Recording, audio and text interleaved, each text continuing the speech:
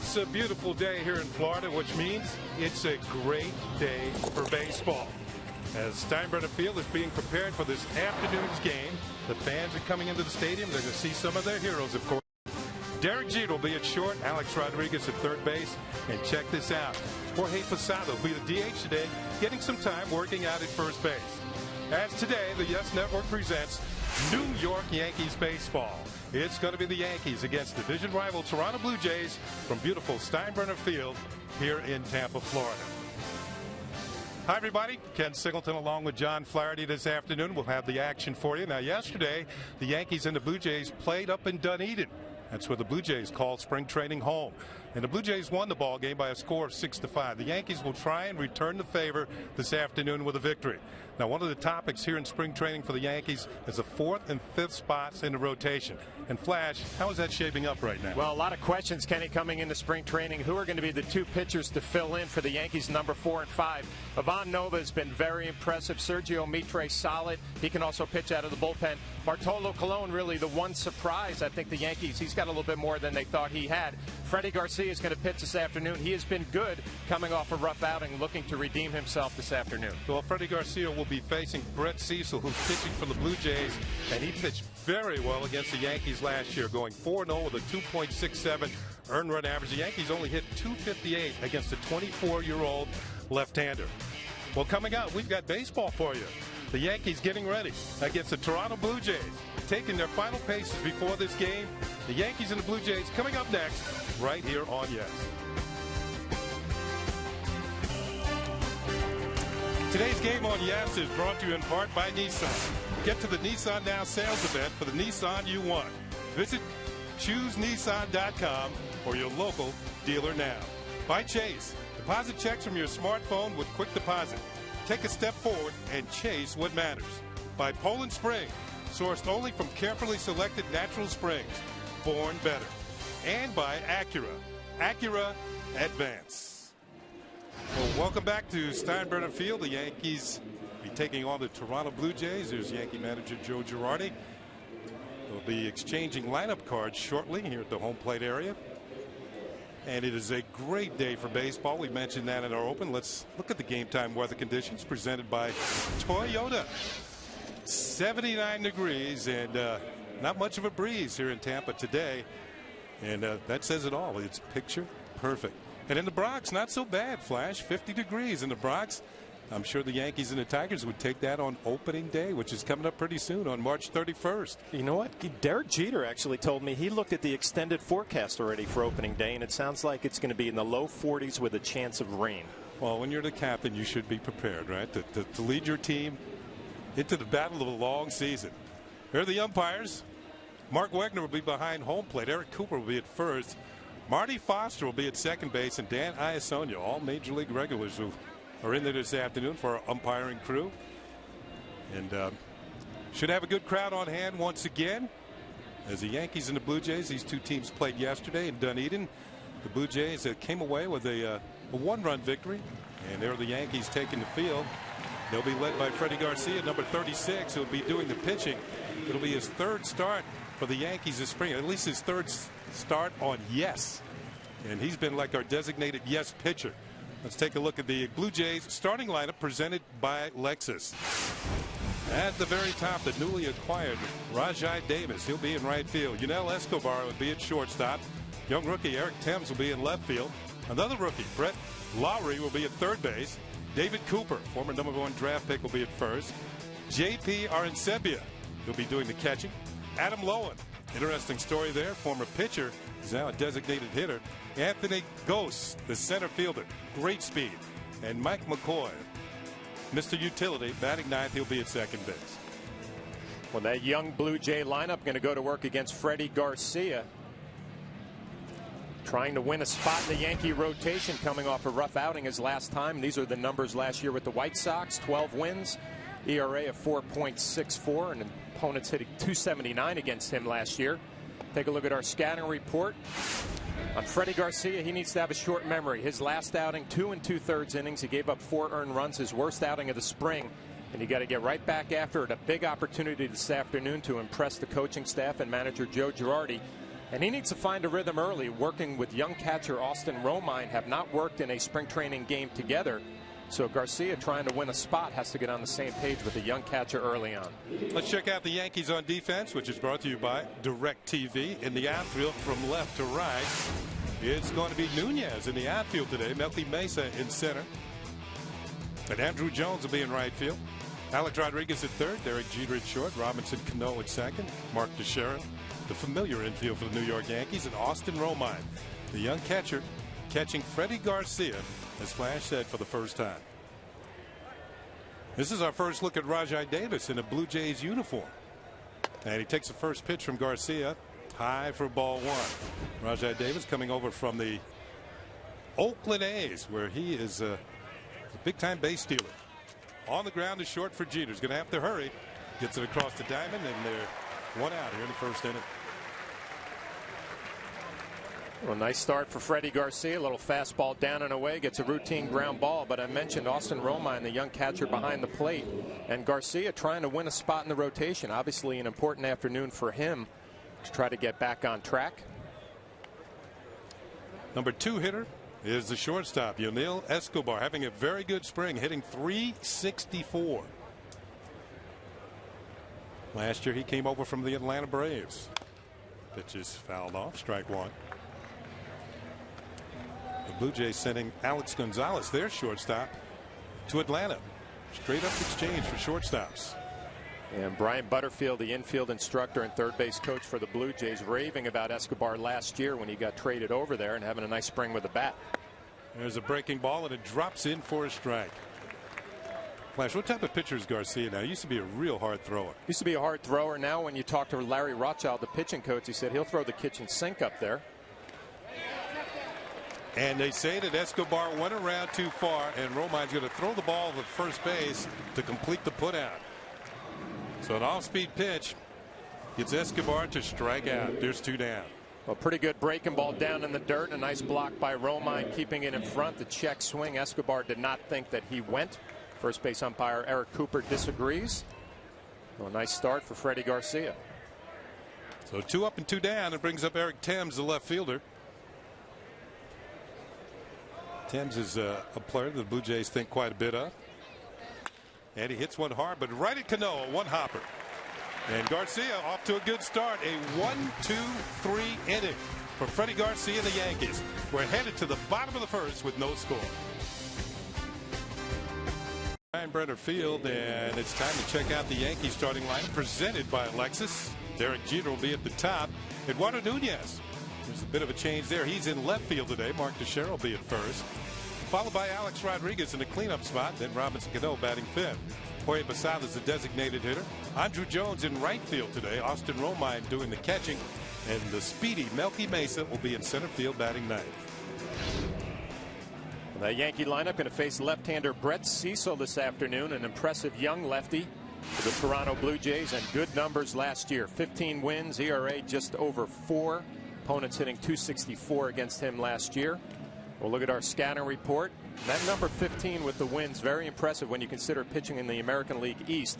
And he covers all the zones. He can pitch up with his fastball, in with his cutter, an outstanding changeup. He's got that closer mentality, a closer in college at Maryland, not afraid to pound the right-handers in, especially with that cut fastball. You know, the Blue Jays have talked about him becoming their Andy Pettitte. Of course, the now retired Andy Pettitte, but we all know what Andy did against American League East teams. He was very strong against the division, as was Cecil last year. Here's Derek Jeter.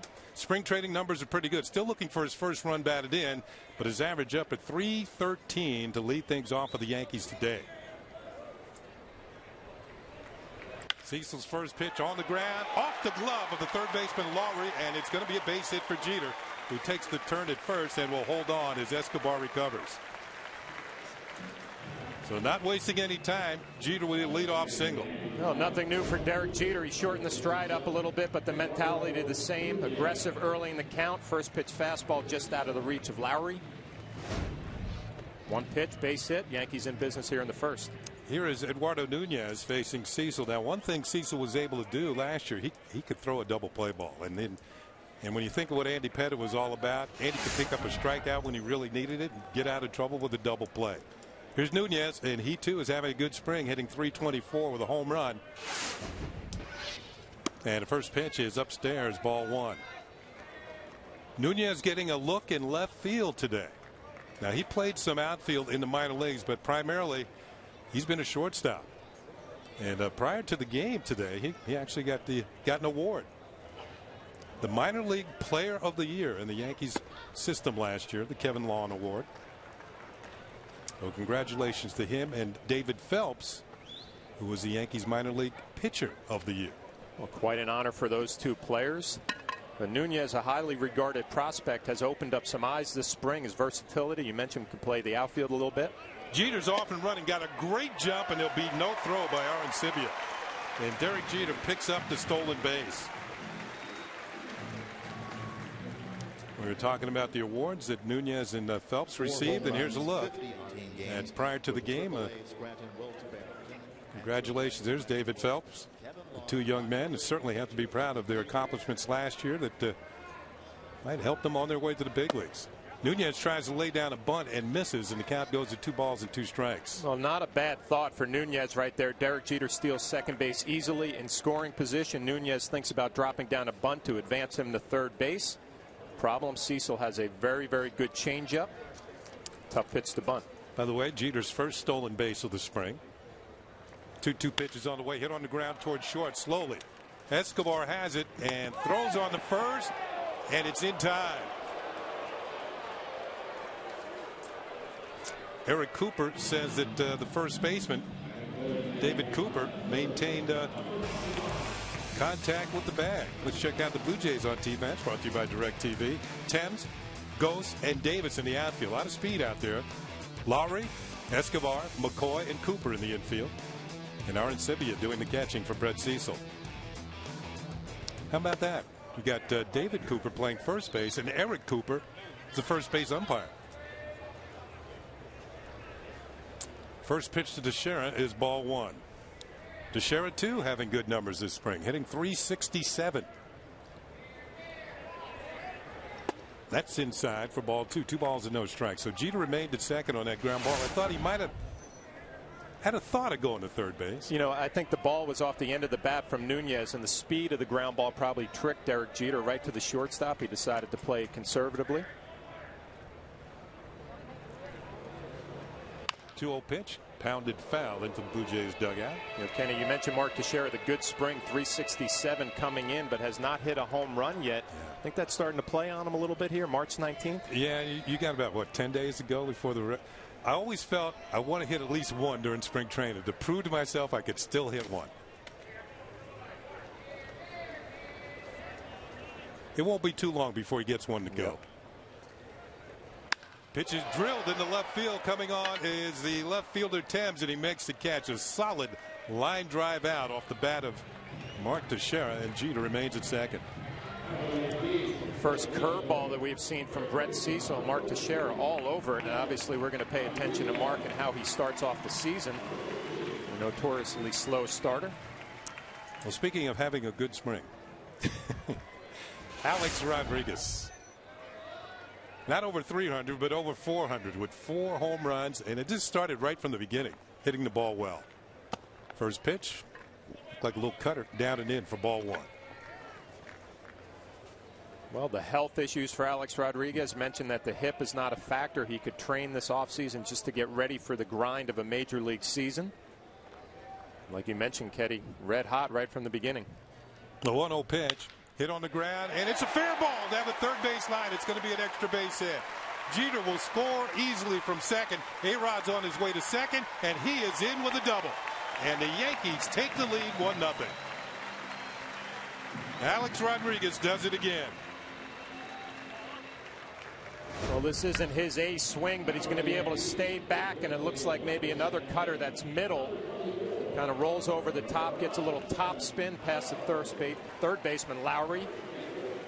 Derek Jeter coming around third will score easily, so Alex Rodriguez and his red-hot spring training continues this afternoon. 5th double of the spring for Alex Rodriguez to go along with the 4 home runs, and here's Robinson Cano.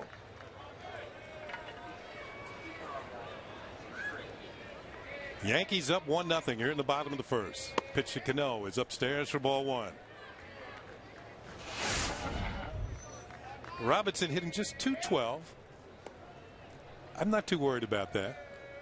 I'd rather him hit .212 here than once the Yankees get up north. You know what, I look at a spring training batting average like that, and I don't know how you felt, Kenny, but it didn't really bother me to struggle that much in spring training because you had to work on your mechanics and kind of find that one key at the plate that locks you in. Robinson Cano's still trying to find it. You know, this is about the time you want to get it going, though. Right about 10 days to a week to go. Pitches outside, ball 2. 2 balls and no strikes.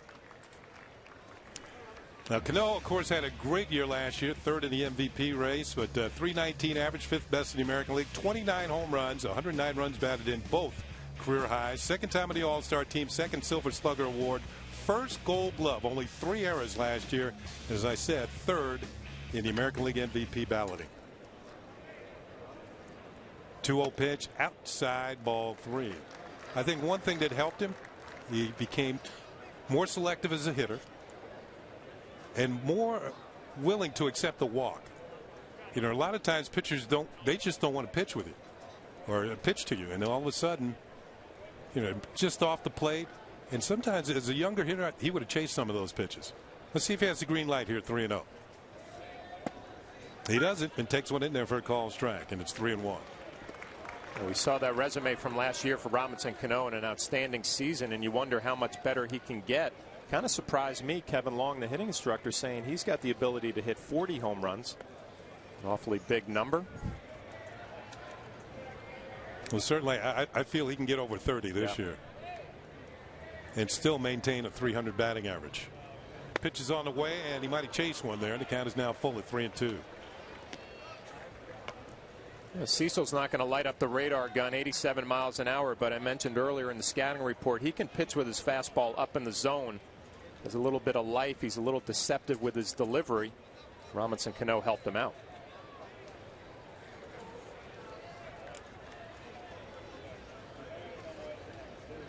Payoff pitch is on the way, and it's hit well to right center field. Going back is Davis, and this one is gone. A home run for Robinson Cano, and the Yankees jump out in front 3-0. And for Cano, his first home run of the spring.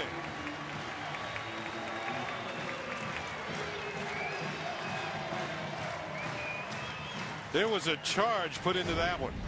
Well, we mentioned Robinson Cano looking for maybe for that one at bat to get him going, and it's a fastball right down the middle. Brett Cecil, who got behind 3-0, came with 3 consecutive fastballs, and Robinson Cano does not miss this one.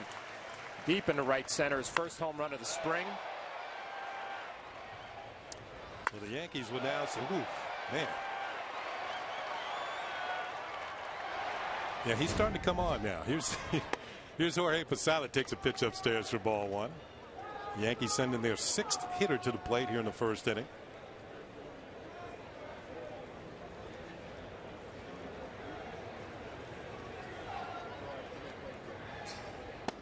Off-speed pitch is in there for a strike.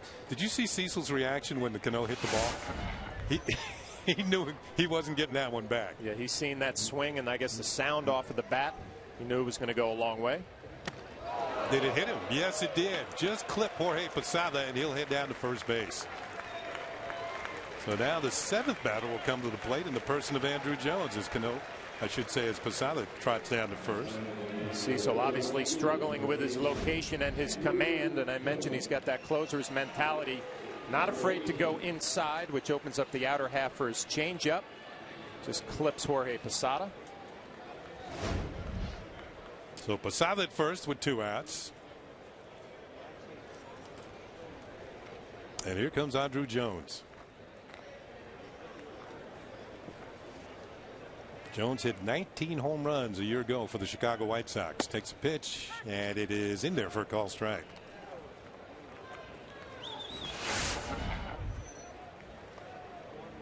Got a home run this spring. Jones is kind of looked at as the 4th outfielder in the Yankee picture. Can play all 3 outfield positions. Another pitch in there for a strike, and it's 0-2.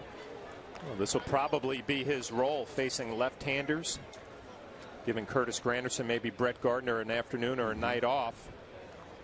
I think the Yankees would be very happy if he can supply a little bit of power from the right side and good defense a couple of days a week.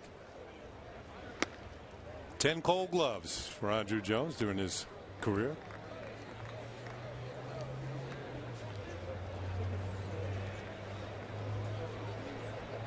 Now, after the ball game today, we hope you stay tuned for the spring training report, and you will find out a lot more about Andruw Jones. Have a feature on him. That pitch is down low, and from a veteran to a youngster, we also have a nice conversation with Jesus Montero, the young Yankee catcher. So after the game, Jack Curry will run you through your paces, and you'll be able to learn a lot more about Jones and Montero and other subjects as well. 2-2 pitch on the way with 2 outs, and that just missed, and the count goes full at 3-2. So Posada will be off and running on the 3-2 pitch. We'll get another look. Aaron Sebia behind the plate, setting up inside. It looks like maybe a soft cutter. Doesn't get the call from Mark Wegner, the home plate umpire.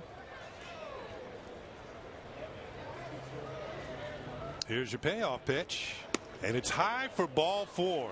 Jones draws a walk. Well, Kenny, this is unusual to see from Brett Cecil. It seemed like every time he pitched against the Yankees last year, he was Cy Young candidate. He was dominating, having trouble with his location and his changeup early on. And that not only was against the Yankees in the Eastern Division, he was 11-2. 11 of his 15 wins came against the Eastern Division rivals. They're trying to slow things down here and give him a breather more than anything else. There's the new manager of the Toronto Blue Jays, John Farrell, who takes over this year. Of course, Cito Gaston retired at the end of last year. The Yankees were actually in town when they had a nice ceremony to send Cito on his way, who is now a consultant. I think that's a way of getting your greens fees paid for. Well, it's going to be interesting to see the transition with John Farrell, a reputation as a great pitching coach with the Boston Red Sox. Comes over here with a lot of good young arms with the Toronto Blue Jays. See how it works out.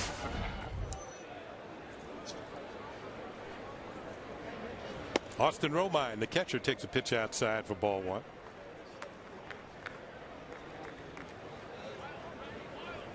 Romine getting a look this afternoon. He's every time we're talking about catchers, I always defer to you, Flash. What do you like about Austin Romine? Well, he's an outstanding defensive catcher behind the plate, and I guess the biggest thing I'm impressed with is swing this spring. Here's a pitch for a strike, and it's 1-1. He's done a lot of work with Kevin Long, and when you watch him get ready to hit, he gets that front foot down awfully early, which gives him a lot more time to recognize pitches. See Kevin Long looking on. You know, Kevin has been impressed with his offensive game this spring. 2 on, 2 outs. Yankees leading 3-0 here in the bottom of the first. Next pitch is hit on the ground to third for Lowry. He steps on the bag ahead of Posada, and that's going to do it for the Yankees here in the bottom of the first. But they break open on the scoreboard. 3 runs on 3 hits, including a 2-run home run by Robinson Cano that gives him a 3-0 lead. Well, fans, tomorrow afternoon, the Nets head to Washington for a matinee against the Wizards. Complete coverage starts at 12:30 with the Nets pregame. Then Ryan Rucco and Mike Fratello bring you the call from courtside. It's Nets, Wizards. It all starts tomorrow at 12:30, only on Yes. There's some Yankee fans enjoying the game today. Look like they're down from New Jersey, enjoying the sunshine here in Florida. Here's Freddie Garcia pitching to the youngster Brett Lowry, who's the third baseman. The Blue Jays think a lot of this youngster. He might, I'm not saying he will or he won't, but he'll be in the big leagues pretty soon. He swings a very good bat. Fouls this one back. Hitting .333 this spring with a couple of home runs, 5 runs batted in. And he's a native of Canada. He's from British Columbia, the far west of Canada. That's what he did in Double-A last year. .285, 8 home runs, 63 runs batted in. Curveball is high. 2 balls and a strike. Blue Jays have another Canadian in their lineup today, Adam Lowen, who is also from British Columbia. He's serving as a designated hitter. Curveball misses, 3 balls and a strike. Freddie Garcia had a 1-2-3 first inning. Here was the deal. Sean Markham going to the Milwaukee Brewers. He's come up with a tight shoulder. Pitch is fouled back and out of play. Markham, a good pitcher, so obviously the Blue Jays high on the prospects of Lowry. Well, Markham was the top winner last year. 3 balls and 2 strikes on the Blue Jays' #4 hitter, leading it off here in the second. Pitch is hit on ground to short. Jeter gloves it, throws it, and there's 1 out.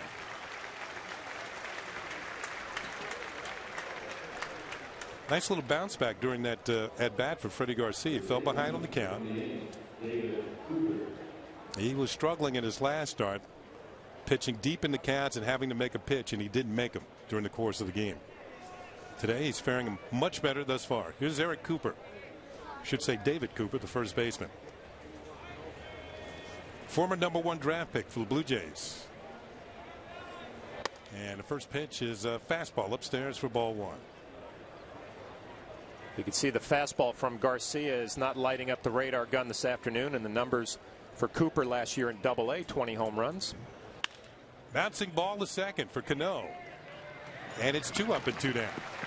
5 straight Blue Jays retired by Freddie Garcia. Well, Garcia doesn't have to have that overpowering fastball. Has a little bit of movement, can locate, and can pitch backwards. And by that I mean in a fastball count can drop an off-speed pitch, maybe a changeup or a curveball.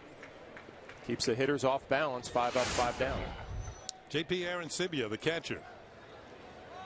MVP in the Pacific Coast League last year with those 32 home runs. And the first pitch is in there for a strike. He had a debut at the major league level that hasn't been achieved since. That's what he did. August 7th, 4 for 5, a couple of home runs. And then following that point, he went 1 for 31. And this spring, he's not hitting the ball particularly well either. But he should be the #1 starter behind the plate for the Blue Jays this year. Their pitch is swung on and missed. Good off-speed pitch, 1 and 2. Yeah, good curveball from Garcia. And the one thing that the major league scouts saw last year with this young backstop, he can swing at a first pitch fastball. Both of his home runs, you see the resume, born in Miami, Florida. Both of those home runs on his first game, first pitch fastballs. Tried to check a swing, went around too far and is struck out. Romine recovers, throws the first, and once again, Freddie Garcia. A 1-2-3 inning. Blue Jays go in order here in the second. Yankees lead it 3-0. Before we get to the bottom of the second here in Tampa, let's check out the upcoming schedule brought to you by Avis. Game on Tuesday. We'll actually be on the road, Flash. We're headed down to Sarasota. The Yankees will take on the Baltimore Orioles. And as you look off into the distance there, you see the game on the 31st. Opening day, the Yankees and the Detroit Tigers from Yankee Stadium. Yankees opening at home this year. Melky Mesa swings at the first pitch and lines it foul into the seats. Strike 1. Mesa starting in center field today. Curtis Granderson getting a day off. I was talking to Alex Rodriguez around the batting cage about Melky Mesa. He says he reminds him of a combination of Alfonso Soriano and a young Sammy Sosa. Pretty good combination right there. Well, you got a lot of power and speed in those players. And Mesa hit 19 home runs for Tampa last year. Also had over 30 stolen bases. There's a pitch swung on and fouled back. And the count is 1-2. So there is some power and speed there. And I guess this year, natural progression, he should be in Trenton. He should be at Double-A. Well, you can see with his setup, he'll remind you of Alfonso Soriano. Doesn't have that big leg kick that Sori had. Inside for ball, 2-2. Kenny's one of those kids, when you're around him, you could tell he's oozing with confidence. You know, he knows he's a good player. He knows he's talented. He's not intimidated by a major league spring training. Got a good throwing arm, too. Pitch is hit on the ground towards third. Lowry has it. Across the diamond. On the money, and there's 1 out. So Mesa's retired. Now we turn it over to the top of the order once again. Against Brett Cecil. And here is Derek Jeter. Had himself a base hit his first time up. Also stole a base, his first steal of the spring, and scored a run. He's 1 for 1.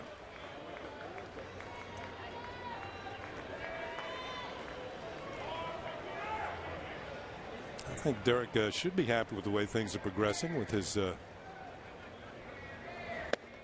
newly found stride or lack thereof. Well, early on in spring training, we heard Derek saying he was actually thinking about the stride, you know, going up to the plate and had some mechanical thoughts in his mind. And that's not Derek at all. And I think he's at that point now where he doesn't have to think about it. It's just starting to happen. Pitch is hit hard towards the middle and into center field for a base hit. And Jeter is now 2 for 2. Hit the ball hard both times. He's seen 3 pitches this afternoon. He's 2 for 2, and you're right, Kenny. Both of the balls have been hit right on the button. Little fastball up. Past the diving Escobar. And in the center field. That'll bring up Eduardo Nunez. See if they pay a little bit more attention to Jeter. Stole the bases last time. Nunez takes, and that misses. Ball 1. Well, Nunez has hit a home run, 5 RBIs this spring, the impressive batting average. But you know what, Ken? He's also had some good situational at bats, moving runners over, fighting the ball off the other way. It seems like he's maturing as a hitter. It's not all or nothing. Has an idea when he goes up to the plate. Pitch is hit in the air to left field and hit pretty well. Going back is Thames. He has a beat on it and will make the catch for the out. Jeter tags and heads to second, and he gets there ahead of the throw. So heads up base running by Derek Jeter to get himself in a scoring position. And from an outfield standpoint, the center fielder should be yelling at the left fielder that he is tagging up, be aware, and get the ball back in quickly. Not quickly enough. Well, this just proves to you you don't have to be the fastest base runner to be a very smart and good base runner. Derek Jeter, a smart play, tagging up, gets himself into scoring position with 2 outs. Here's Mark Teixeira, who lined out the left field.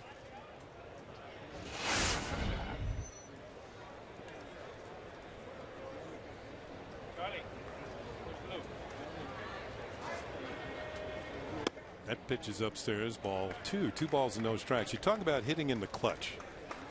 In the last 5 years, there's only been 1 player that's hit more 9th inning home runs than Mark Teixeira. He's hit 19 of them. And that player's on deck. Alex Rodriguez has hit 20 9th inning home runs in the last 5 years. Pitch hit on the ground to third. Laurie has it across the diamond. Teixeira's retired. And so are the Yankees here in the 2nd inning. Derek Jeter gets a hit, but that's it. It's 3-0 Yankees. We are back at Steinbrenner Field. The Yankees lead 3-0 here in the top of the 3rd. And Adam Lowe in first pitch swinging, ground ball to Mark Teixeira for 1 pitch and 1 out. In the top of the 3rd, we're lucky enough to be joined by our own Jack Curry, hanging out outside the Yankee clubhouse. And Jack, Kenny mentioned a little bit about how the Yankees did yesterday, losing a 1-run ball game. But I guess the story of the afternoon, A.J. Burnett.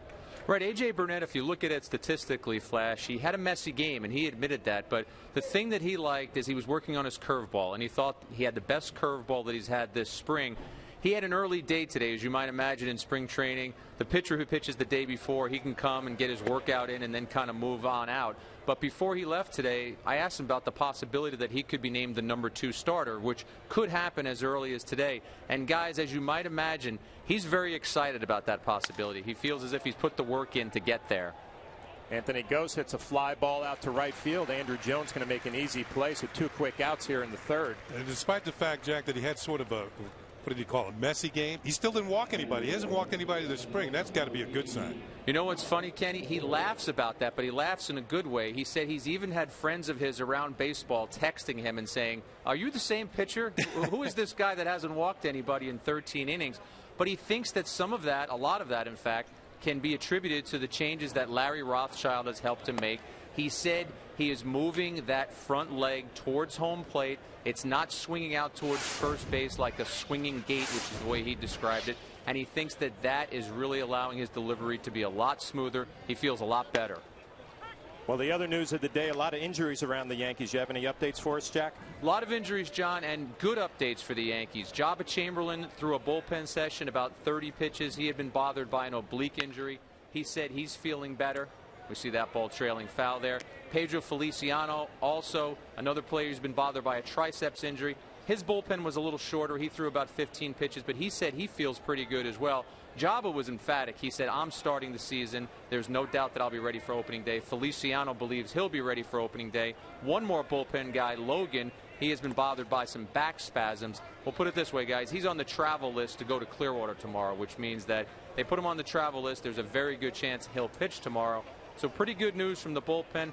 Brett Gardner fouled the ball off his shin yesterday. He told me, I'm in the lineup tomorrow. I could have played today, but you'll see me in there tomorrow. Oh, you're saying it's sort of like a regular season they would be playing.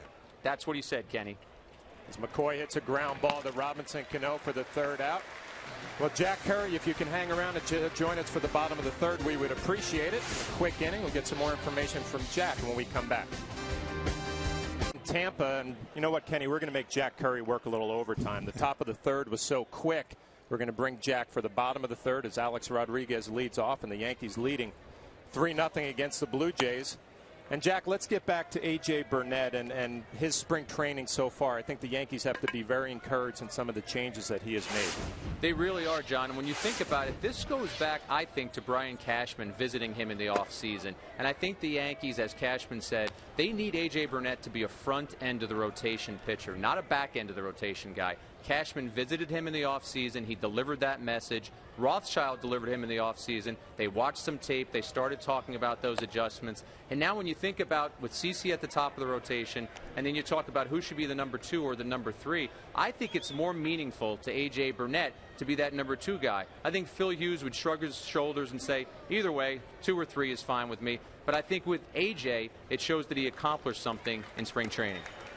As Alex Rodriguez works a walk, and you mentioned earlier he was happy with his curveball yesterday. How about the velocity with the fastball? Yeah, he said he thought his fastball and his fastball command were good. But Flash, the thing that was very interesting was he would not stop talking about that curveball. And he admitted that he gave Russ Martin a rough day back there, which you would appreciate as a former catcher. But he said we needed to get in sync there. We needed to have some symmetry.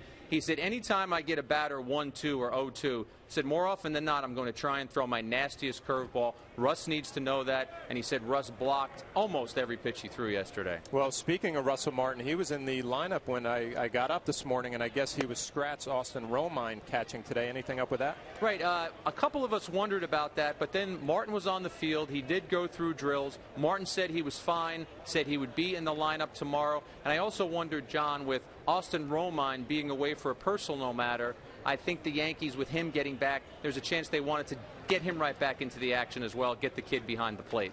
One more thing about A.J. Burnett, and you mentioned the fact that he would like to be number 2. That's the way the Yankees had signed him, to be a number 2 starter right behind CeCe Sabathia. And I think, Jack, going back a couple of years ago, he performed in that role very well, and the Yankees went on to win the World Series. I think that's what he wants to do again. There's no doubt about it, Kenny. And A.J.'s a very honest guy when it comes to criticizing himself. And he will talk about how last year was a poor season. In many ways, he was embarrassed with the season that he put out there. And I think that going forward, knowing that he's the number 2 guy behind CeCe Sabathia, I think you're right. He wants the Yankees to help the Yankees get back to that script with Sabathia and he being a nice duo at the top of the rotation. Well, Robinson Cano ahead in the count here, 2-0 with Alex Rodriguez on first, and a line drive right at short. Escobar makes the play. Alex Rodriguez actually got off first base, a possibility of a double play, but Escobar, not paying attention, takes the easy out. He didn't even look, and that, to me, you give yourself a chance to get a double play, and he didn't even give himself a chance. You watch the line drive, you watch Alex Rodriguez breaking off of first base, and he got out there a little bit too far, but Escobar doesn't even look towards first. He was satisfied with 1 out. It'll bring up Jorge Posada with 1 out. You know, Jack, I wanted to talk about Jorge Posada, and you've been mentioning all spring about the adjustment to the DH role coming into this game, hitting just over 200. How's he adjusting? You know what, Flash? I talked to his dad the past couple of days, and who knows someone's swing better than their own father? And I asked Mr. Posada, who's also a scout, he scouts for the Rockies, what kind of advice can you give to Jorge? And he said, listen, he's been a hitter his whole life. He's a baseball player. But then his voice kind of trailed off a little bit. And he said, but he's so used to catching. And I could kind of sense the father feeling some of what the son is going through right now, that he does have to figure out a way to get through this DH role and figure out the way that works the best for him. It's not an easy thing, having gone through the same thing myself, Jack, and you're right. You have to figure it out on your own, what you do in between your at-bats. And for Posada, I think that's going to be an ongoing issue until he can settle into a routine. And the routine's going to change, I believe, once he gets up north. It's not the same as it is here in Florida. Right, Kenny. We've talked about that and how for the 81 games at Yankee Stadium, he'll have his routine. He probably in his head already has it now. But what happens when he goes to Boston or Toronto or Tampa Bay, and it's a different routine? And say he gets into the habit of, between at-bats, wanting to ride an exercise bike for 5 minutes. Well, what happens if the exercise bike is so far away that he can't do that between at-bats? So a lot of things that I think Jorge is going to have to adjust to, and it's going to be an ongoing story for all of us to cover. As Jorge fouls off a little changeup. Well, Jack, we're going to thank you for your time and putting in a little overtime, and we look forward to the spring training report and maybe something later from one of the players who comes out of the game. So thanks. Thanks a lot, guys. You know, one thing about becoming a designated hitter, and as I mentioned before, it's not an easy thing. It's just too much to think about. I mean, you could think about your at-bats once you're out of there.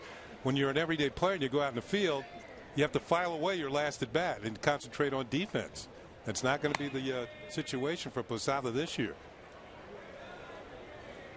Well, it's going to be interesting with Kevin Long. He wants to keep Jorge out of the video room watching his swing. He said he could go in there and watch a pitcher, Brett Cecil in this case, and see how he got him out or actually hit him his first at bat. It'll be a tough transition. I could tell him it was a cutter. That's what hit him. Well, he takes a close cutter. It looked like Brett Cecil thought that had the possibility of being strike 3. So Jorge Posada, who was in the hole 0-2, works it back to a full count. Speaking of Cecil, he hadn't been sharp that day. Today he's behind in counts. Some pitches in the middle of the plate have been hit pretty hard by the Yankees. Yeah, unusual to see. We've seen him so good against the Yankees. As Alex Rodriguez takes off, Jorge Posada fights one off the other way. It's going to be a base hit to right field. Alex Rodriguez cruising into third base. A nice at bat for Jorge Posada. Oh, we're talking about that the Blue Jays want Brett Cecil to become their version of Andy Pettitte. And we look at the motion. Andy brings his hands way much further over his head than Cecil. But I think it's more in the results. Cecil gets a lot of double plays, picks up strikeouts, is fearless, doesn't seem to panic in situations. And that's more like Andy Pettitte. Well, he could use a double play right here. Jorge Posada on first base, Alex Rodriguez on third. The Yankees leading 3-0. It'll be Andrew Jones, who walked his first plate appearance. Ooh. First pitch swinging, fouls off a fastball. We talked about Cecil's success against the Yankees, the Red Sox, the Orioles, and the Rays. 11-2. That is a nice reputation to get as a young left-handed pitcher, being able to pitch in this division, probably the toughest in baseball.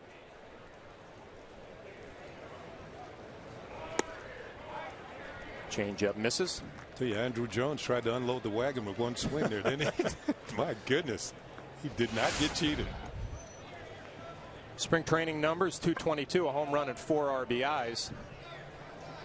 It's going to be interesting, Kenny, to see how Joe Girardi gets him some regular at bats to keep him fresh during the year. Fouls off a changeup. And Curtis Granderson did such a nice job against lefties after the adjustments that Kevin Long made. And Joe Girardi's going to have to find a way to get Andrew Jones some consistent at bats. Yeah, Granderson having a very good spring again this year. He's got 3 home runs. He's got 3 triples. That's been his specialty over the years, triples. Remember some at bats against lefties too, putting some good at bats against the left-handed pitching. It'll be a ground ball to Escobar. Looks like this is going to be that double play that Cecil needed. A little wide throw to first, but David Cooper able to make the play. So Brett Cecil got himself in a little bit of trouble, picked up a double play. The Yankees lead 3-0. Well, the Yankees lead 3-0 on our Cadillac scoreboard, the top of the 4th inning, and it is our pleasure to bring in the manager of the New York Yankees, Joe Girardi, who is going to join us for this half inning. How you doing today, Joe? I'm good, John. Kenny, how are you guys? I'm doing fine, thank you, Joe. Well, Joe, you have to be pleasantly surprised with Mr. Freddie Garcia this afternoon, who throws a first pitch fastball for another strike. Yeah, he's been ahead a lot, and he's gotten a lot of ground ball outs. He's gotten 6 of the 9 recorded as ground balls and 2 strikeouts. So, I mean, he's doing what he's supposed to do today. Now, he had a rough outing his last outing. I mean, what are the differences you see today? You know, I thought he got in some long counts, and, you know, they fouled some balls off, and he got in some 3-1 counts and some 3-2 counts, and it's difficult, you know, to expand within the zone a little bit when you do that, and that's what caused him some problems. As Davis hits a shot down the left field line, Eduardo Nunez cuts it off. Davis, who has great speed, into second base. He's going to get in there standing up with a leadoff double, the first base hit for the Blue Jays this afternoon. Yeah, that's why the Blue Jays got Davis to infuse some speed into their lineup. But Joe, let's talk a little bit about the hitting. You know, yes. Your hitters look like they're ready to go north. Let's started up for real. Yeah, I think hitters get ready a lot quicker. And you start to get in the third and the fourth week, and they start to get ready to go. And that's where we are. I think our guys have swung the bat really well. And now it's just getting them to play 2 and 3 days in a row, getting used to that everyday feeling that they need. It must be a good sign to see it against Brett Cecil, a guy who gave you a lot of problems last year. Yes, he did. He has an outstanding changeup. Him and Romero both gave us a lot of trouble. As you see, Escobar gets a base hit to left field, so the Blue Jays have something going here in the fourth, first and third, nobody out. And Joe, you mentioned this time in spring training, March 19th. Do you feel like it's kind of those dog days of spring training for the players, or they still have some enthusiasm? No, I think they still have the enthusiasm. When I try to watch too, if we and the night games have helped a little bit when we've had a couple of night games in a row at home. And the great thing about the last week of spring training, which is usually a lot of times the hardest for players, is we're home a lot, and that will help because guys are tired of getting on the buses and physically, it's the bus rides, long bus rides are tough sometimes. James first pitch swinging, foul ball. Saw an old friend in your office this morning when I was coming through. Joe Torre was at the stadium. Nice to see Joe, and I guess that brings back good memories for you, Joe. It does. I had Joe as a manager for the 4 years, and he allowed me to be his bench coach, which was just a great opportunity for me, and kind of set up my managerial career by being able to do that. So it was great to see him. We got to see him Thursday as well, so it's been really nice. And I understand we're going to see Joe Torre at Old Timers Day this year. Ah, very good. Ground ball. Mark Teixeira makes a nice play, throws to Romine at home. They have Davis held up, but he's going to slide in there safely. It looked like the throw from Romine a little bit off the mark. Teixeira made the choice to go home and keep Davis from scoring. Maybe he didn't feel he could recover quickly enough and make the play at first base. See, he ranges far off the bag. I mean, ball would have headed to second base. There's the throw to Romine, who flips it to third. But Davis has speed and gets back to third base. So the bases are loaded and nobody out. And we'll see how they score that for Thames at first. Does he get it? He reaches on a fielder's choice, I believe. That's it. Fielder's choice. Yeah, actually, that throw from Romine not as bad as I originally thought, Joe. What have you seen from him behind the plate this spring? He's done a good job. He's one of our young catchers, him and Montero, and they're both fighting for this spot to back up, and he's done a good job. I mean, he's an outstanding receiver. You'll see him block almost every ball that's in the dirt, and he's going to throw well. And for him, it's just playing every day and getting experience as well. I mean, last year was the first year that he really played every day in Double-A and had a pretty good year. Can a catcher make the jump from Double-A to the big leagues? I did. See, well, it can be there. It can be done. So it can be done. Yes, it can. Now, Joe, when you talk about that backup position, Garcia throws a good slider. I mean, are you looking more defense, or do you want somebody who's going to be able to play once or twice a week and maybe hit you a home run or get a big hit? Well, I think, John, that backup catcher has to be able to do his job defensively and has to do a good job behind the plate calling pitches and doing whatever he needs to do. And whatever he adds offensively is a plus. And that's what we're looking for. The 0-2 to Laurie, and it's a wild pitch. Little slider that gets past Austin Romine. So Davis will score for the first run for the Blue Jays. Freddie Garcia got ahead in the count 0-2 and just spiked the slider. Yeah, sometimes it's hard to tell if those are sliders or splits, because the split goes both ways, which can be difficult on a catcher sometimes because you expect it to go one way and sometimes it'll go the other. But Freddie's got so many weapons he can go to keep hitters off balance. Well, he did spike that one well into the left-handed hitter's batter's box and all the way back to the screen. When John, looking at Romine with his mask off, he kind of looks like a young John Flaherty to me. Does he really? Yeah. Good-looking kid. Well, Joe, you talk about Romine and the backup player, having to work a pitching staff, and it was interesting talking to Austin before the game. He had never worked with Freddie Garcia in the spring training game. He'd only caught him on the side early on, and it looked like they were on the same page first couple innings. Now they're going to go out and talk about it. Yeah, they might have changed what they were doing with the runner on second. I'm not sure, and they want to make sure they're on the same page here. But, yeah, I mean, that's the hard thing about spring training. You have so many pitchers in camp. And a lot of times the young guys, don't get a lot of starts, and they'll see relievers, and they don't see starters in games. The only times they see them is maybe throwing on the side or that first week in the bullpen. And, it's a lot to learn. 1-2 to Laurie. It's a slider up in the zone. He just blocks off up the middle. Melky Mesa comes up with it. A strong throw to Mark Teixeira. So the Blue Jays will score another run and still have runners on first and third with nobody out. Joe, I want to get your thoughts on the Toronto Blue Jays. They are a division rival, of course. They gave the Yankees sort of a hard time last year. The Yankees were 8-10 against Toronto. And what type of club, when you're playing against them, do you see? I know they got all kinds of power. Yes, they do. I mean, they're a very offensive club, and their rotation is good. I mean, when you start talking about Cecil and Romero and Morrow, I mean, these are guys that got experience last year and were very, very good. And I think this is going to be a good club.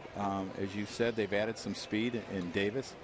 Escobar's a young shortstop, and he's not that young, but I think he's going to be a good player for them. And you know, and part of their club might depend on Adam Lynn if he has a bounce back year. Yeah. What 2 years ago, his year was incredible. Last year, he struggled a little bit, but I think he's a very talented player.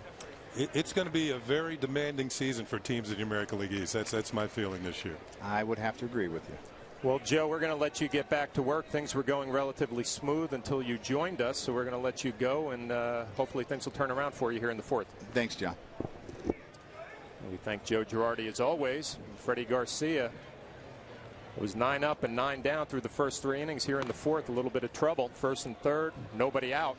The Yankees lead 3-2. And this is the youngster David Cooper, the first baseman at the plate. Cooper hit a nice ground ball to Robinson Cano, his first at bat, having a nice spring.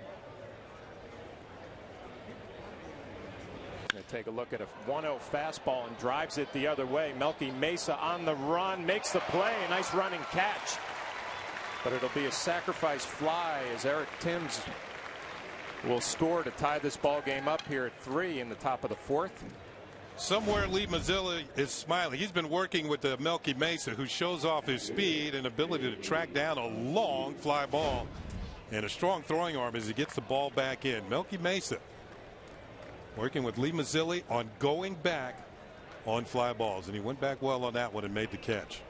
Kenny, there's some outfielders who kind of glide after the baseball. That's what Melky Mesa showed me there. So JP Arancibia having a rough spring, struck out his first at bat. He's going to get a lot of playing time for the Blue Jays behind the plate. First pitch swinging and a good slider from Freddie Garcia. Yeah, Arancibia now hitting under $130 this spring. But I think with young catchers, and Flash, you went through this, you have to learn your own pitchers.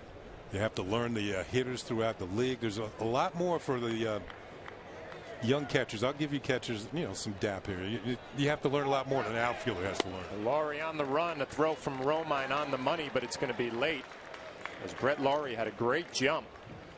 That's his third steal of the year. The Blue Jays, their manager John Farrell is trying to get some speed into their offense. The Blue Jays hit 257 home runs last year. That led to major leagues, but 53% of their runs were scored as a result of the homers. He's looking for them to diversify their offense. That's why they got Rajai Davis. That's why Anthony Ghost might have a chance to make this team.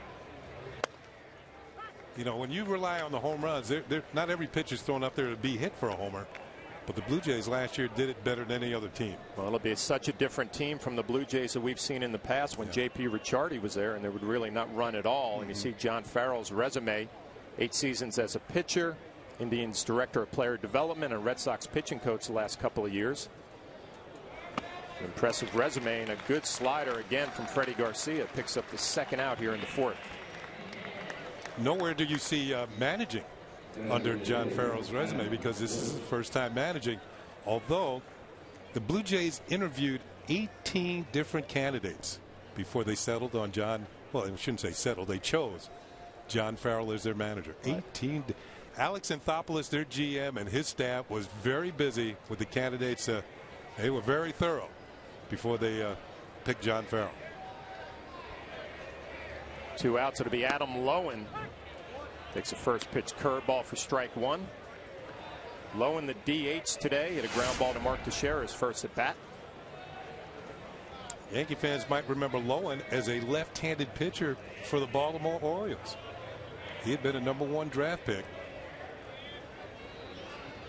Eventually came down with an injury to his arm, which was they had to put screws because the bone kept breaking in his pitching arm, his left arm, and he had surgery.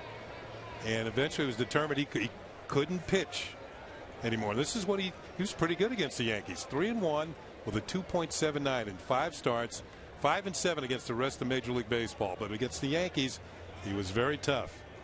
Now the Orioles took him off the 40-man roster, which didn't settle very well with Lowen.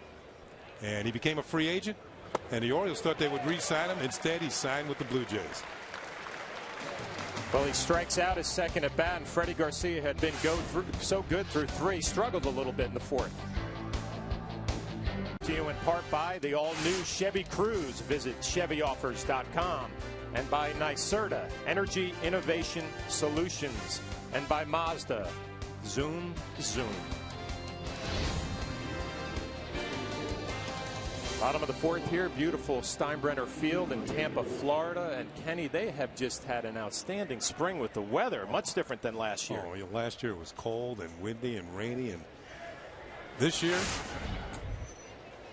just about every day has been low 80s and, well, no, I wouldn't say completely windless, but today not too much wind. Beautiful day. Tie game here at 3, and it'll be 8-9-1 for the Yankees. Austin Romine, Melky Mesa, and Derek Jeter. Brett Cecil out for his 4th inning of work. Misses with a fastball. You see on our Cadillac scoreboard, 3-5-0 for the Yankees, 3-3 and no errors for the Toronto Blue Jays. Be a 1-1 to Austin Romine and a good changeup from Cecil. That's the pitch we're used to seeing last year. Well, we got a great crowd on hand here at Steinbrenner Field, but this area around Dale Mabry Boulevard here in Tampa, really busy today. There's a concert across the street. As Austin Romine pops one up. Looks like it's going to be second baseman Mike McCoy settles under it. I believe it starts around 4 o'clock. Which is about the time this game should be ending. And it's Kenny Chesney having a big concert over at the stadium, the Buccaneers Stadium, right across the street. I'm sure they'll be jumping across the street and having a lot of fun. You got to be a big star to play in that stadium, and that seats a lot of people over there. Well, there's other people playing. I mean, they got other groups, but Kenny Chesney is the headliner. The headliner. The Zach Brown band, I was told, traveled with him, so it'll be quite a show. Melky Mesa grounded out his last time. Big swing and a miss, looked like another changeup. It's our new second baseman, Craig Stansberry.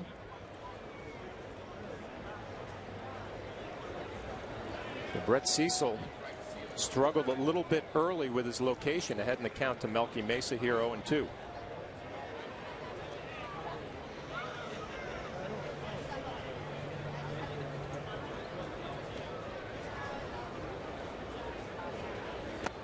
Cutter misses down and in.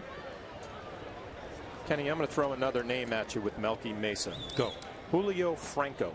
Julio Franco. First time I saw him with his hands held high. Yeah. Bat moving.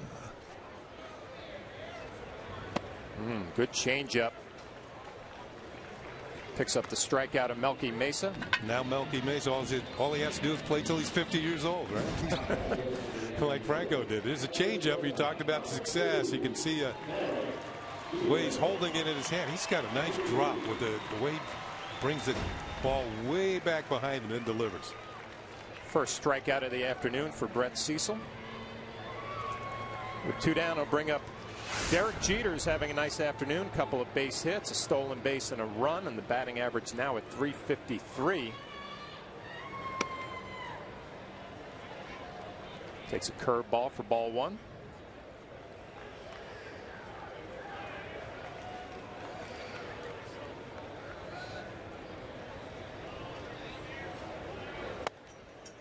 Cutter misses.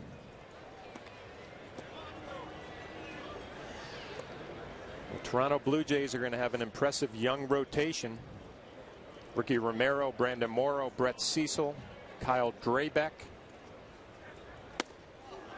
Change-up, swing and a miss.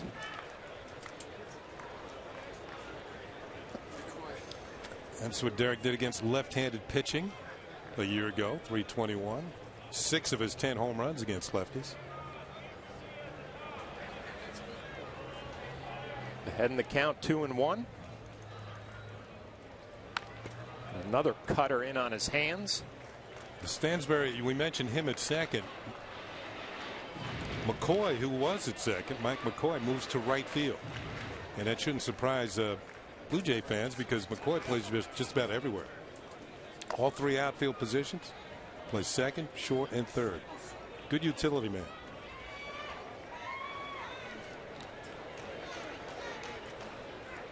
It'll be a 2-2 on the Yankee captain, Derek Jeter, with 2 outs. The changeup fouled off.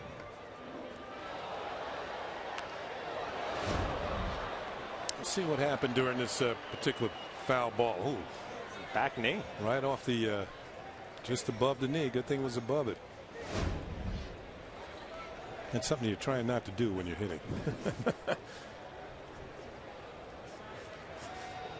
I guess you could say let the ball travel deep, which is always a good thing. Another curveball, rolls it to third. Brett Lowry across the diamond. Another high throw. David Cooper able to make the play. So Brett Cecil has an easy 1-2-3 inning in the 4th.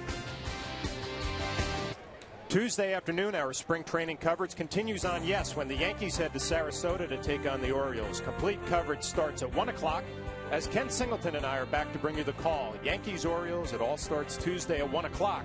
Only on Yes. Yeah, road trip for Flashing. Myself headed down to Sarasota, about an hour south of here. Here's Anthony Gose, the center fielder.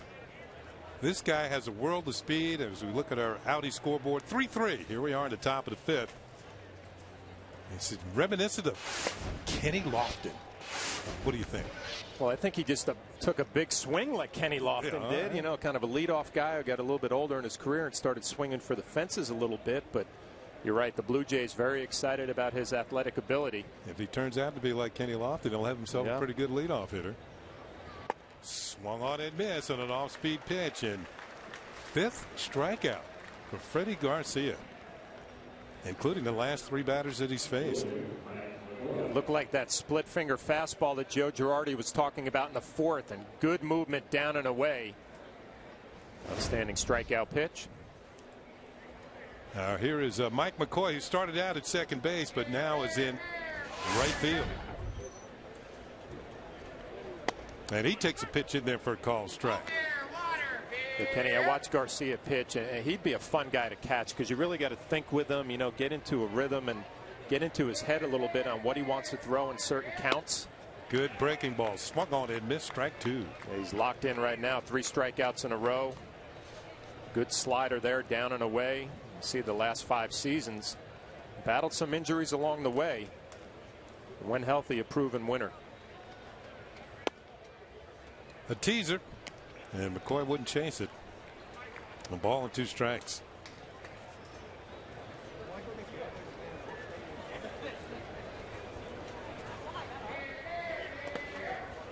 Tried to get him to chase another one. That's a splitter in the dirt. The count is 2 balls and 2 strikes.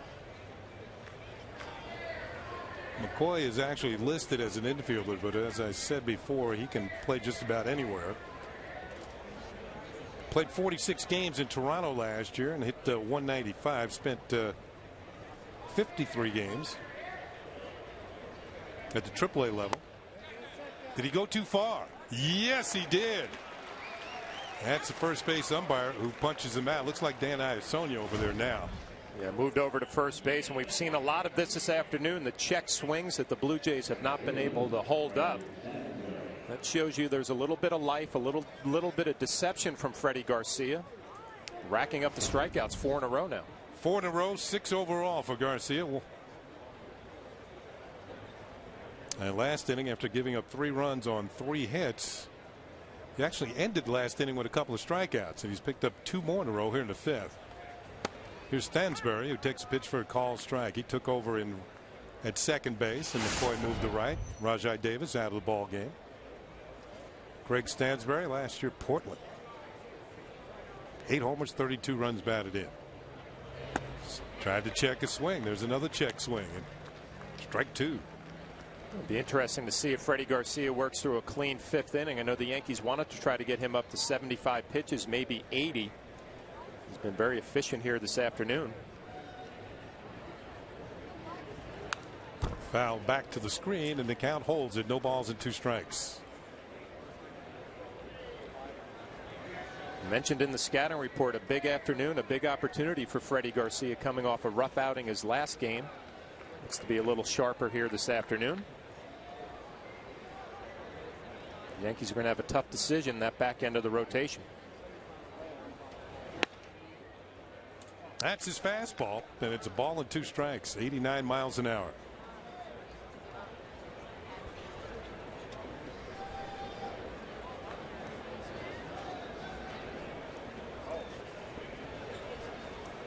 Here's the 1-2 pitch. Little bouncer. Going to be a tough play. No, it's a foul ball. So Stansbury will have to turn around and come back with a count of 1 ball and 2 strikes. Freddie Garcia, nickname is the Chief. And so far this inning, he's been in charge. A couple of strikeouts, 4 in a row overall, 6 in the ball game. Outside of ran into a dry spell in the 4th where he gave up 3 runs on 3 hits. He retired the first 9 men that he faced in this game. Here is the 1-2 pitch. Tried to check a swing. Did he go around too far? No appeal.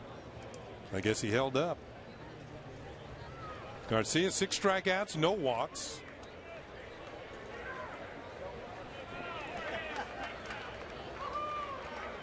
The veteran trying to make his move to earn a spot in the Yankees starting rotation. Here is the 2-2 pitch, and it's hit in the air to left center field.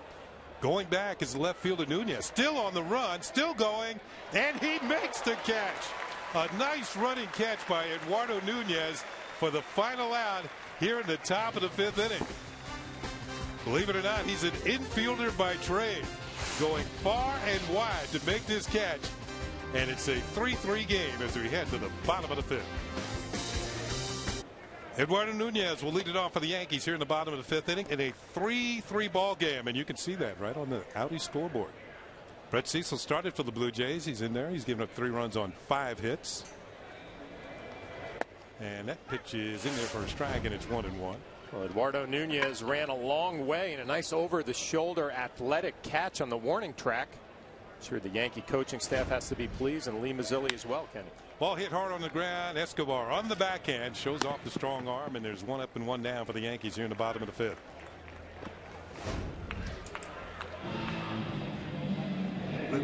This is Nunez, who they all know he's an infielder by trade. And how about that? I like the pitcher waiting for you. Well, I know Freddie Garcia, he knows he made a bad pitch, a hanging slider to Stansbury, and he drilled it, so a little appreciation for the left fielder, Nunez. Here's Mark Teixeira. Flied out and grounded out 0 for 2. Takes a pitch for a called strike over the outside corner. 344 with 3 runs batted in this spring. How about that on base percentage? 432. That's in the dirt. It's a ball and a strike. Well, good news for Mark Teixeira, having a solid spring, still looking for his first home run, but the batting average and on base percentage very impressive. Yeah, he's hit the ball very well during the course of spring training. Just hasn't gotten one to go as of yet. Ball is hit hard to right center field. On the move is Ghost, and he's not going to get it. Ball rolled to the warning track, and Teixeira with another solid hit, a double to the gap in right center. And he's at second with 1 out. Well, nice piece of hitting by Mark Teixeira, hitting right-handed against the lefty Brett Cecil. And he gets a breaking ball on the outer half, maybe a changeup, and just stays on it and drives it the other way. You take a swing like that and you say, okay, my right-handed stroke is right where it needs to be. Let's get the season started. I think back to the first pitch that he took for a strike. It might have been a changeup over the outside corner, and he decided to do something with it. Drove it the other way. Here's Alex Rodriguez, has a double and a walk. He's 1 for 1. Ball is lined foul towards Blue Jays bullpen. Strike 1. A-Rod drove in a run in the first inning when he doubled in to drive in Derek Jeter. And he scored ahead of the home run by Robinson Cano, who's on deck. The Yankees scoring their 3 runs in the first inning against Brett Cecil.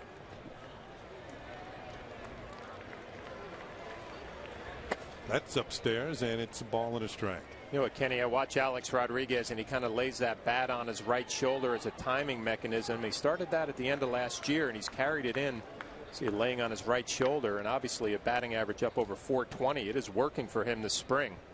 1-1 pitch is fouled back. Now, fans, if you look closely at Alex's face, you'll see that little bulb on the left side of his face. You know, in the old days, it used to be chewing tobacco and maybe some gum. Well, nowadays, players go with the sunflower seeds. But one thing I was always told by the player, I didn't chew tobacco. They would always say, if you're a right-handed hitter, put it in your right cheek, because when you put it in your left cheek, it pinches your left eye. And it makes it a little harder to see the ball. That pitches up and in for a ball. Throw to second, and Teixeira gets back. You know, Rodney Carew used to chew tobacco, and he would always keep it. He was a left-handed hitter. He would always keep it in his left cheek, so that wouldn't have that little bulge. Now his seeds are in his left pocket there. Change up is downstairs. So that's. Did you chew tobacco when you played? You know what? When I was a young player, I did. I'm actually embarrassed about it. I was able to quit in '96 cold turkey. And I was just thinking it's nice to see Alex Rodriguez going with the sunflower seeds and chewing tobacco so bad, as everybody knows. 3 balls and 2 strikes. Full count on A-Rod. 3-3 ball game. Runner in scoring position. Payoff pitch. Fouled back, and he had a good swing. It was interesting. The take before that swing right there, Alex Rodriguez off balance a little bit, and you could see in his body language he was not happy with himself. He's had a good pass right there. The only player in Major League history to have 100 RBIs in 14 different seasons. That is some kind of production. And I really believe before A-Rod's said and done, he will be the all-time leader in runs batted in. The all-time leader right now is Henry Aaron. Breaking ball foul at the plate, and A-Rod is really not that far behind him.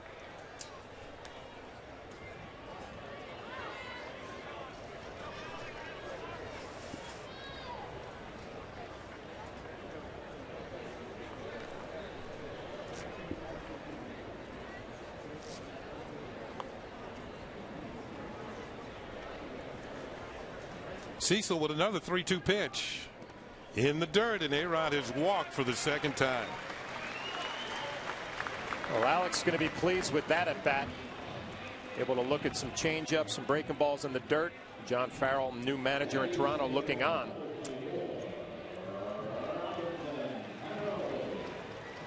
A-Rod currently 17th on the all-time. He's going to be passing Dave Winfield maybe on opening day. Hank Aaron, the all-time leader. 2,297 runs batted in. He had that shot of John Farrell. He inherits somewhat of a very good but young starting staff with these Toronto Blue Jays. Cecil, Ricky Romero, Brandon Morrow. Man, he's got good stuff. Yeah, Brandon Morrow threw yesterday against the Yankees. Pitches a strike to Cano. Cano has hit a home run and lined out to short. His first home run of the spring, deep over the wall in right center field in the first inning. He picked on a 3-2 pitch. Well, we mentioned Robinson Cano, the low batting average coming into today's game. He has had back-to-back productive at-bats. The home run, obviously, and then the line drive the other way against the lefty. Always a good sign. 2 on, 1 out, 3-3 ball game. Pitch is blooped, foul. That got it on his hands. Let's check out what the Blue Jays rotation is projected to be. Romero, Morrow, Flash mentioned the outing he had yesterday. Cecil, Kyle Drabeck. They got in the deal for Roy Halladay, and Jesse Litch returning. He hadn't pitched much the last couple of years because of the Tommy John surgery. Now John Farrell knows young pitchers. Yes, he does. Responsible for Clay Buchholz and John Lester. So probably 1 and 2 in the Red Sox rotation right now. Upstairs for a ball. Ball and 2 strikes on Cano. And the Blue Jays did trade away Sean Markham, but the feeling was some of these other pitchers could step in and get the job done.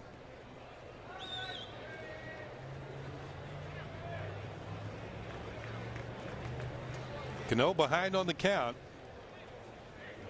Teixeira stands at second. A potential go-ahead run.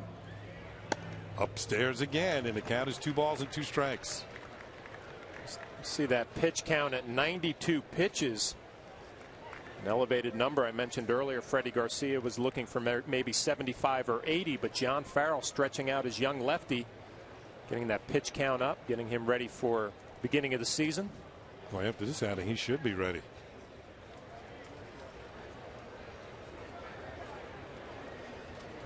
Cano hits one hard but foul down the left field line. Well, Cecil got off to a rough start. He threw 30 pitches in the first inning. It's what spring training's all about, getting a pitcher to the point where he's fatigued, then have him battle through it a little bit. Get ready for your next outing.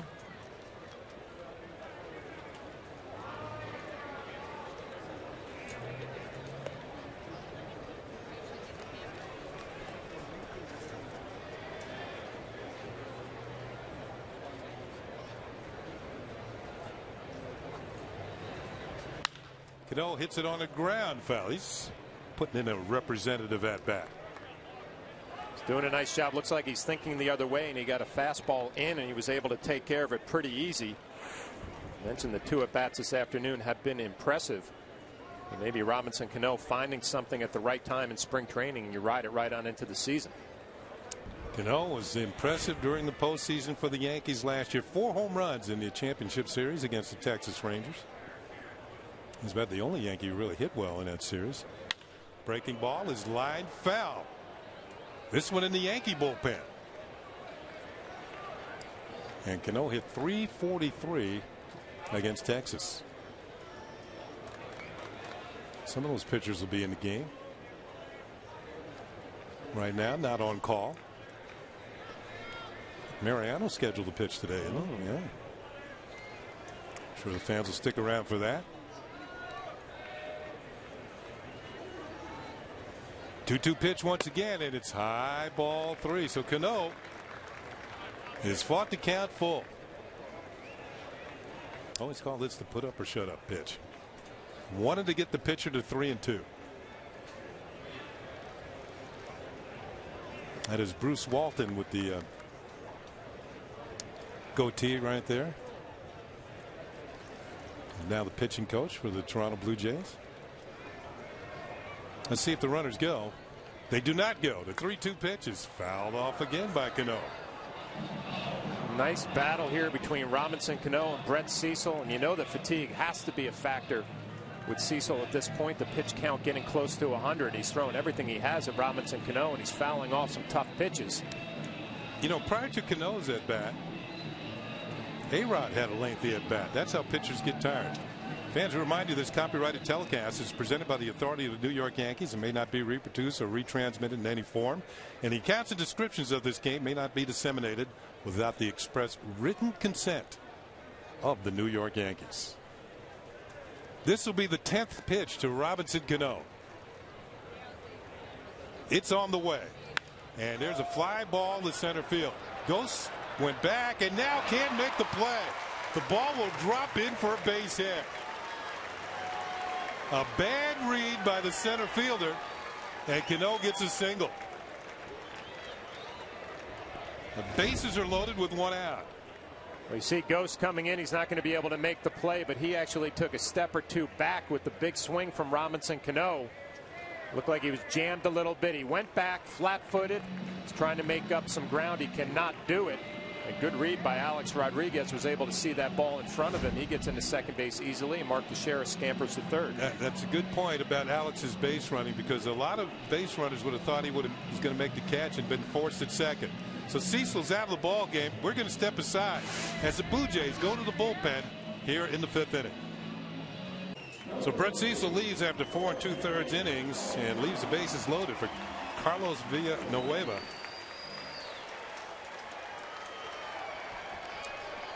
Those are his numbers with the Brewers last year. Cecil's afternoon is done. Make that 4 1/3 innings. Yankees have the bases loaded in 1 out. And Jorge Posada. Jorge's been hit by a pitch and had a single. He's up there in a prime time situation right now. Bases loaded in 1 out. First pitch, a breaking ball, is down and in for ball 1. See if Jorge takes advantage here. A good situation to hit. Mark Teixeira at third base. Alex Rodriguez at second, and Robinson Cano at a base hit at first. Look for a ball out over the plate and try to get some air underneath it. Play to the big part of the field. Ball two. 2 balls and no strikes. Stay away from that ball on the ground. See if Jorge hunts a fastball out over the plate here. 2-0. You know, Jorge's done something that no other Yankee in their history has done. He's hit home runs in more ballparks than any other Yankee. 28 different parks he's homered in. And it's in there for a strike. 2-1.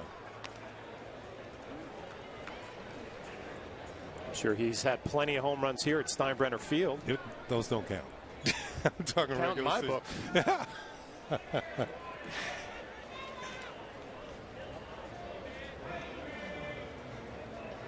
The 2-1 pitch is hit hard to right field, and it's going to be in there for a base hit. 1 run will score as Teixeira crosses home plate. The bases remain loaded, and the Yankees now lead 4-3. Posada's second hit of the afternoon drives in a run. Well, he's sitting on a fastball the whole at bat, and he finally got one. Villanueva threw him a 2-0 changeup that he took. Comes back, tries to sneak a fastball by Jorge Posada. Not a good idea. Drills it into right field. Base hit, RBI. Good swing, looking for a fastball. Finally got it and did not miss it. Bases remain loaded for Andruw Jones, who was walked and hit into a double play. And another breaking ball, and that's upstairs for ball 1. You know, think about Jorge and all those ballparks he's homered in. There were a lot of teams building new ballparks, getting new venues, and Jorge played during that era where cities were getting new ballparks to play in, teams were getting new ballparks to play in.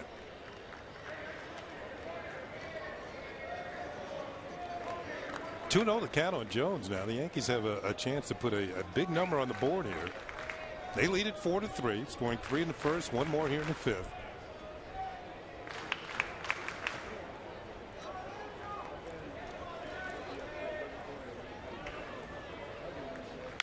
Pitch, bouncing ball towards third. Lowry to second for 1 on the first, and there's a double play for the second time. Andruw Jones bounds into a double play, but the Yankees do pick up 1, and they lead it 4-3. Well, fans, Yankees opening day is Thursday, March 31st, when the Yankees open their 2011 season against the Tigers in the Bronx. Complete coverage on Yes starts at noon with an extended Tri-State Ford pregame. Then Michael Kay and I bring you all the action from Yankee Stadium. Tigers, Yankees opening day coverage starts Thursday, March 31st at noon, only on Yes. First pitch is swung on by Escobar and driven deep to left center field, and this time Nunez cannot haul it in. Escobar is his second. He's going to turn and hold on with a double. A throwback to second doesn't get him. It's a 2-base hit for Escobar. Jumps on the first pitch here in the 6th inning. Well, Nunez, who made a nice running over the shoulder catch earlier in the ball game, cannot come up with this one. Ran a long way right on the warning track. You mentioned Escobar, first pitch swinging, gets one up in the air. Nunez covering a lot of turf. Once he turned around and looked at the wall, Kenny, it looked like he was in trouble. Might need a little more experience. Remember, Yankee Stadium left field is among the toughest in the major leagues to play. Here's Eric Thames, the left fielder of the Toronto Blue Jays. Runner at second, the tying run at second for the Jays. Nobody out here in the 6th inning.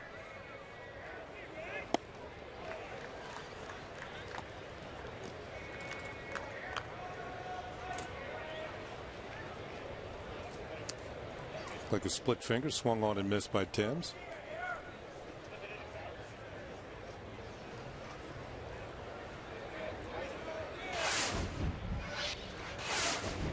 Bouncing ball right back to Garcia. Turns and checks the runner. Escobar stays at second, and Thames is thrown out for out number 1. You know, when you think about the Yankees and the Red Sox and, you know, his big rivalry, when you think of, just think of the left fields at Yankee Stadium, how much room there is. Then you got Fenway Park. I mean, it's like a postage stamp compared to the left field in Yankee Stadium. Well, there'll be a new left fielder in Boston this year, Carl Crawford. So we'll see how he adjusts to playing the wall at Fenway Park. If I were him, I would get the phone number of Carl Yastrzemski, Jim Rice, Guys who have played it before. Here's Brett Lowry. You think he should call Manny? He might want to lose that phone number. Manny's going to play some left field for the Rays this year. I saw that the other day. No response? No response to that. I think Manny should DH and worry about staying healthy all year. And you know what? Tampa's going to be an interesting team. Oh, yeah. Flying under the radar, not getting a lot of attention this spring. The 0-1 pitch, and Lowry hits a ground ball towards short for Jeter. Gobbles it up and throws the first just ahead of the hustling Lowry. And that's out number 2. The ball wasn't hit very hard, and Jeter kind of laid back a little and relied on the throwing arm to pick up the out. 2 down. Doesn't know a whole lot about Lowry, and I'll tell you what, the infielders will pay attention. He gets down the line in pretty good shape. Remember, he's a rookie trying to hustle himself into a big league job. Here's David Cooper.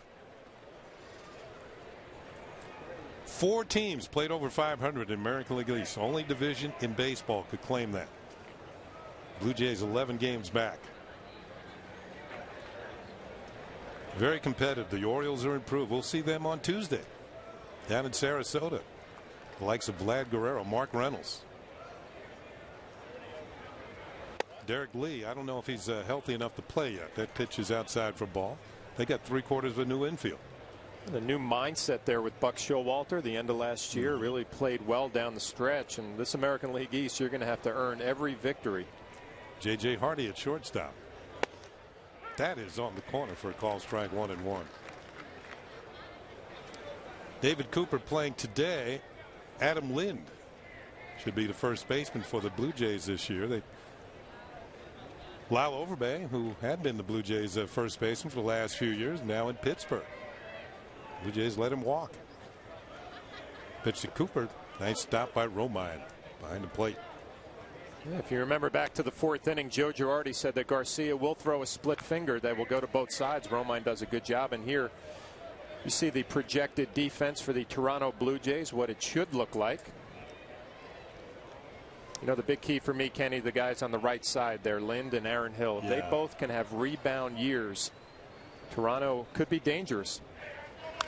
Foul ball at the plate. Hill had an off year last year, still hit 26 home runs. Batting average just over 200.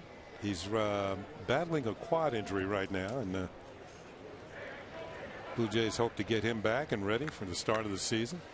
Well, I guess one of the big question marks, can Batista do what he did last year? 54 home runs, kind of snuck up on the American League and continued it all the way through the season, signed a nice contract. He will be the one guy everybody, I'm assuming, will pitch around this year. Ball is pulled foul. Last 2 seasons for Adam Lind, you can see both big years in 2009 and big drop-offs in 2010. 35 home runs, 114 runs batted in for Lind, 36-108 for Hill. And in the next season, not nearly as good, not nearly the production.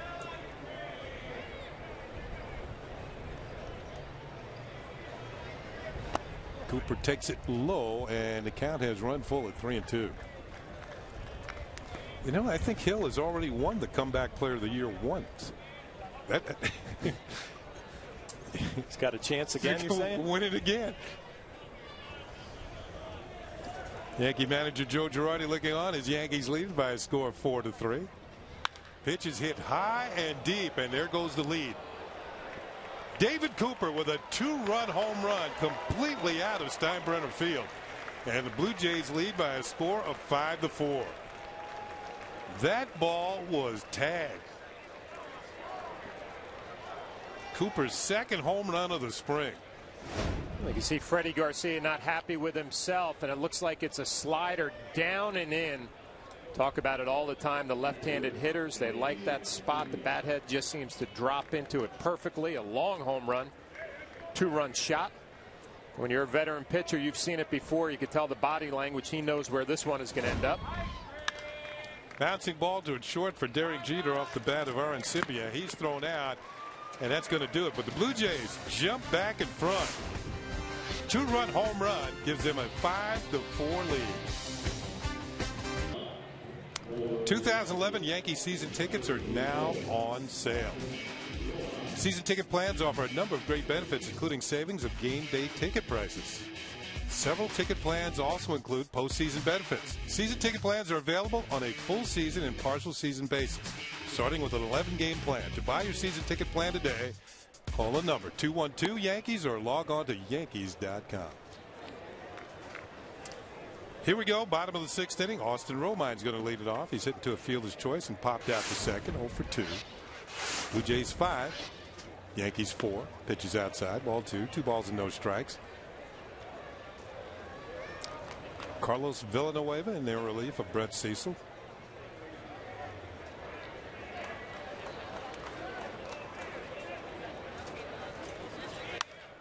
Ball is hit in the air towards right field. Coming over is the right fielder McCoy, who makes the catch for 1 out.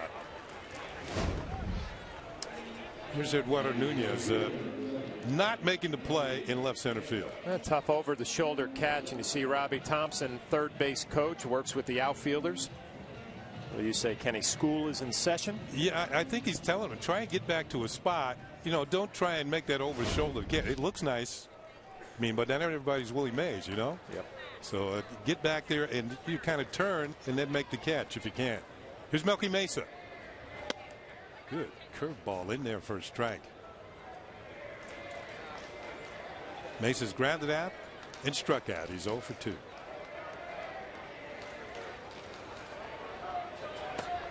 Ball 2. 2 balls and no strikes. Following Mesa will be Derek Jeter.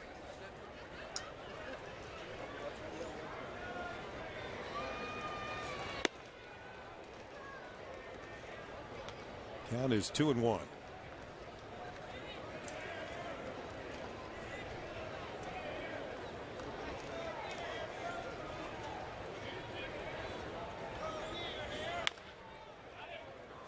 Outside of third, under the hand of Robbie Thompson, the count moves to 2 balls and 2 strikes. Robbie Thompson, a valued member of the Yankees coaching staff. And he's originally from Canada, so he knows his Toronto Blue Jays. Sure does. Inside for ball. Speaking of that, I just was reading a note in the Blue Jays notes that their games, 15 of their games, are going to be on radio going to Montreal in French this year. Selected games. So Montreal trying to get back into maybe short baby steps, getting back to the big leagues. His pitch is inside for a ball, and Mason draws a walk. So he's on with 1 out. He's got good speed.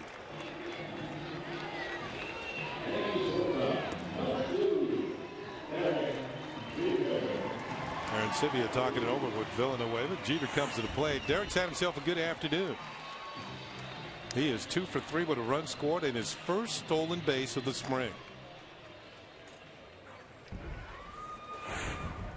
Oh, we'll pay attention to Melky Mesa here at first base. Kenny, you mentioned he has good speed. We'll see if he tries to make something happen here. The Yankees down by 1 in the 6th. 31 stolen bases at Tampa last year. They're paying attention to him right away. Although the difference is pitchers in the minor leagues do not hold runners as well, and catchers, their mechanics aren't quite as refined, so their throwing isn't quite as good. Yeah, I would imagine the Yankees would want to see Arancibia behind the plate and see what kind of a thrower he is. I mean, he has a reputation as a 30 home run guy, can really swing the bat in the minor leagues. Defensively, maybe not as advanced, so we'll see if the Yankees force the issue and get a look at the young catcher for the Blue Jays and how he throws. Mesa with a decent lead over at first. There he goes. Here's the throw to second, and he is out. Mesa can't believe it. But the tag, I think, right on the rump before he got to second base. Well, Arancibia has some arm strength, and they said he's been working with Jose Molina, the backup for the Blue Jays, a good guy to learn from. Mesa gets a decent jump. See the throw, tag right on his backside, like you mentioned, Kenny. Stansbury puts a tag down. But he has some arm strength. Got rid of it in pretty good shape. He did. The throw was a little offline, but got it down there pretty quickly, and Stansbury made the tag. So 2 down now. Jeter at the plate and takes a pitch for a called strike. Take another look. It is a perfect pitch to throw on. A fastball up. Maybe tails a little bit to the second base side of the bag, but a lot of arm strength. Good throw. 1-1 pitch to Jeter is a ball. 2 balls and a strike.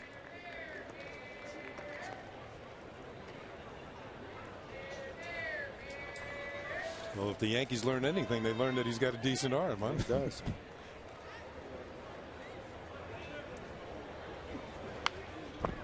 Well, sorry, Kenny, it'll be a transition. John Buck was the receiver for the Blue Jays last year, caught a majority of the time with Jose Molina.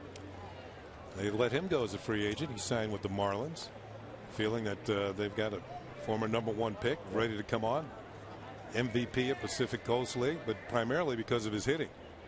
In the PCL, a league where the ball really flies. Ball was fouled off. I never had a chance to play much out west. I was in the California League for a while. The ball flew in that league. See, maybe that was my problem. I played on the East Coast, the Eastern League, the International League, where the ball didn't fly, and my batting average and home run reflected that. Needed 1 year out in the PCL to feel good about myself, and never happened. 2-2 pitch is into the air towards right center, and it appears that Jeter has his 3rd hit of the afternoon. This ball rolls all the way to the wall, and Jeter's going to hold up at second with a 2-out double. Now with 2 singles and a 2-base hit this afternoon at Steinbrenner Field. Another dime. Mark Teixeira went the other way, hitting right-handed. Derek Jeter gets a slider out over the plate. Nothing new for him. Drilling it to the gap. Get into second base easily, and his afternoon will be over. And a good swing. Going to pay attention to that front foot and the stride with all the work with Kevin Long, and it looks like it's paying off. First double of the spring for Derek Jeter, and that will end his day 3 for 4. Bernier is now running at second base. Doug Bernier. A good afternoon for the Yankee captain, and here is Nunez, who's 0 for 3. Tying run out at second base.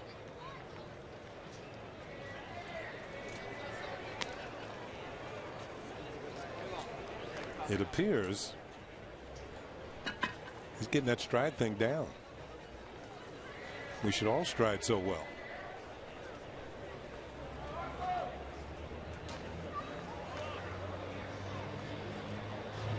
Nunez takes a pitch, and that just missed. It's 2 balls and no strikes. A couple of ground balls on a fly out for Nunez. Looks a little bit more patient to me this spring, Kenny. Kind of laying off some of those tough pitches. Good take on a 1-0 slider just off the plate. Bouncing ball towards the middle into center field for a base hit. Bernier around in third. Here's a throw to the plate. It is offline, and the ball goes all the way to the screen. Nunez to second, now on his way to third, will make it safely there, and the Yankees have tied it. It's a 5-5 ball game. Eduardo Nunez with a clutch 2-out single. Well, he got a slider out over the plate on a 2-0 count. Nice job not trying to pull it. Stays right on it, drives it right back up the middle. Kenny, you mentioned Goss, the center fielder, very talented, but a poor throw offline trying to get Doug Bernier scoring. Nunez will be on the run. It gets past the catcher, Arancibia, and then he advances all the way to third base. So a talented center fielder has made some mistakes. Teixeira swings, drives it to deep right field. Going back is McCoy, and he makes the catch. And that's going to end the bottom of the 6th inning. But Nunez, with the big hit of the inning, has tied the game at 5 as we head to the 7th. Well, fans, follow the New York Yankees with MLB.com at Bat11 for your iPhone, iPad, Android, or BlackBerry. It's spring training scores, stats, highlights, live audio, and more. Text at bat to 31826 or visit Yankees.com for details. So we take a look. Steinbrenner Field and our Ford scoreboard. We have a tie ball game at 5.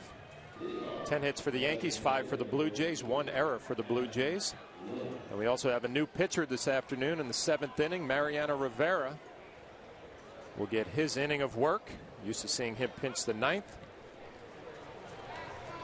He pitched the 7th this afternoon. And he will face 8, 9, and 1 for the Blue Jays, Adam Lowen. to lead off here in the 7th. First pitch fastball misses. And just a fantastic year in 2010, an all-star. The great ERA, 33 saves, only 11 walks. Strike to even up the count. Going with the high socks this spring training. New look.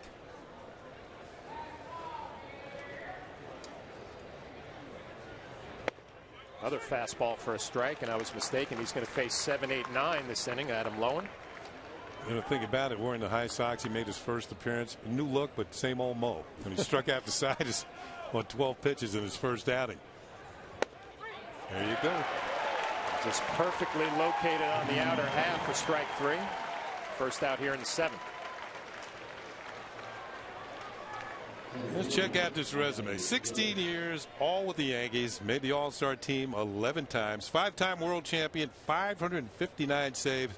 Second all-time to Trevor Hoffman. I mean, he has a shot at that this year.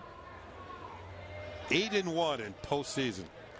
Trevor Hoffman retired. A great career for Trevor Hoffman.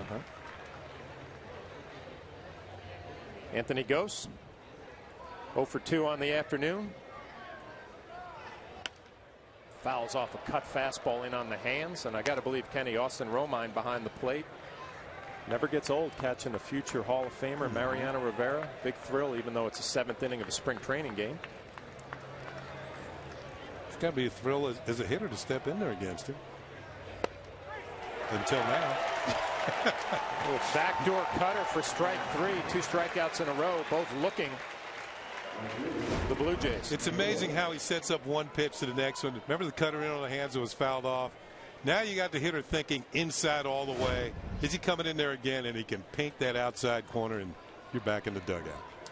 Well, John Farrell, the new manager of the Blue Jays, has seen this before from Mariano Rivera. He faces Mike McCoy playing right field now. Takes a first pitch strike. Ground out and a strikeout this afternoon.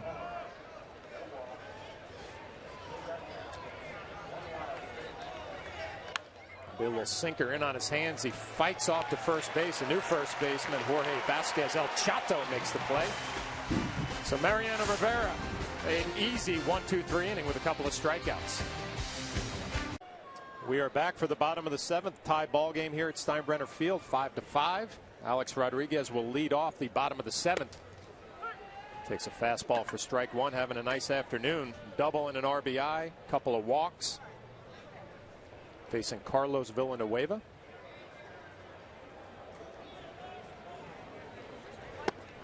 Takes fastball for strike 2, and a new catcher for the Toronto Blue Jays. As you see on our Ford scoreboard, we're all tied at 5. Ryan Buddy behind the plate for the Blue Jays. Alex Rodriguez behind in the count, 0-2. Fastball misses. Good day for the Yankee offense. Pounding out 10 hits, getting to double figures. It's being spread throughout the lineup. Jeter with the big day with 3 hits. Slider fouled off. Cano's got a couple, including a home run. Yeah, we're getting to this point in spring training, the 7th inning. The regulars stretched out, getting 4 at bats this afternoon.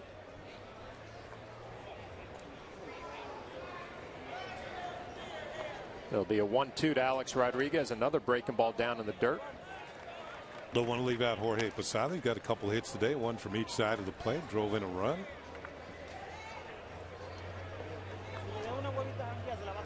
Jorge getting ready for his next at bat.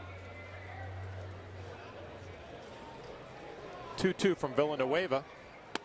It looked like a changeup middle of the plate. Alex Rodriguez swings through it for the first out here in the 7th.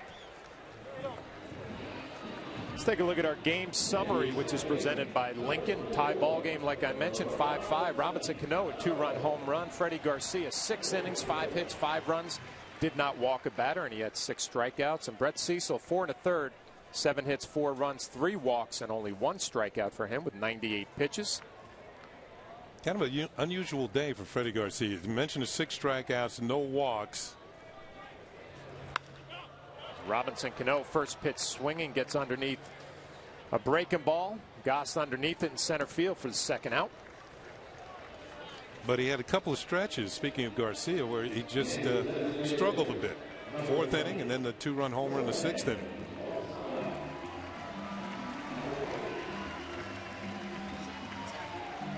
Freddie Garcia, who was sharp at times, and maybe the line doesn't match the performance. His manager John Farrell comes out to make a pitching change. Carlos Villanueva, his afternoon is done. And we will be back to see who he brings in.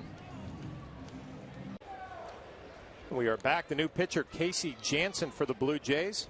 Pick it up here with 2 outs in the bottom of the 7th. Face Jorge Posada, and you can see the numbers here from last year for Casey Jansen.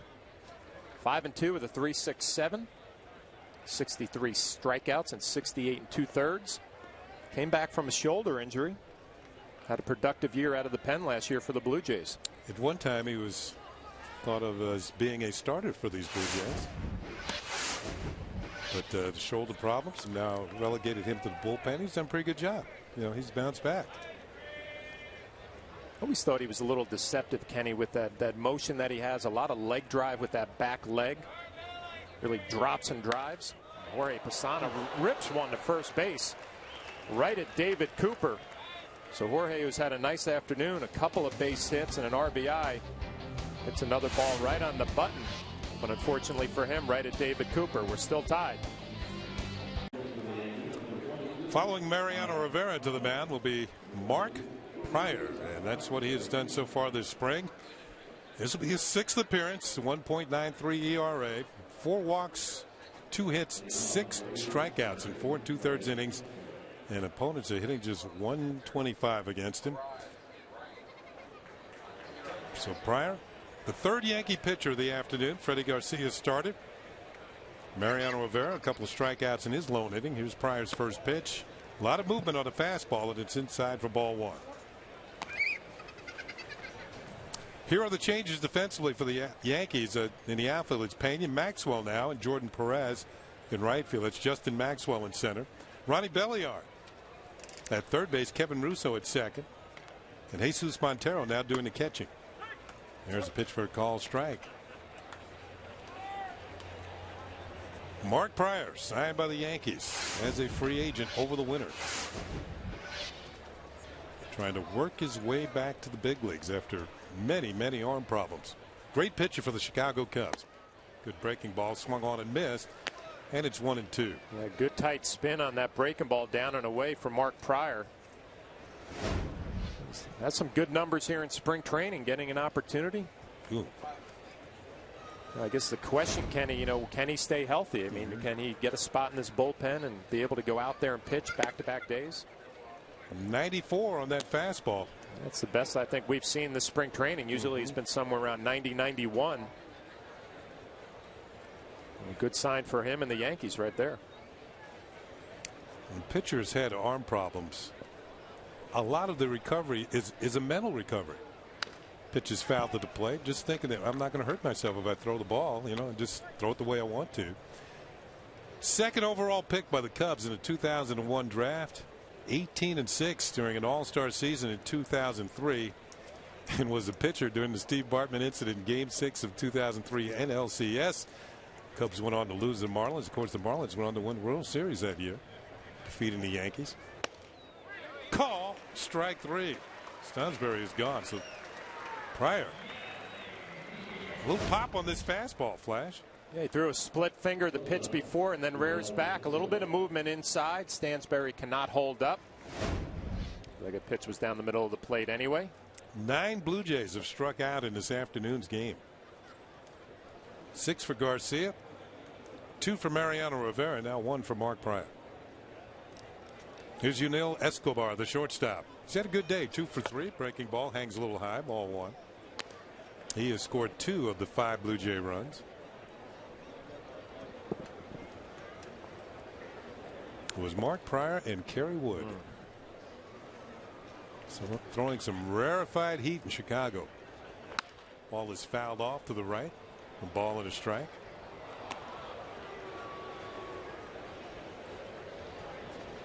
The youngster gets himself a ball. Another satisfied customer.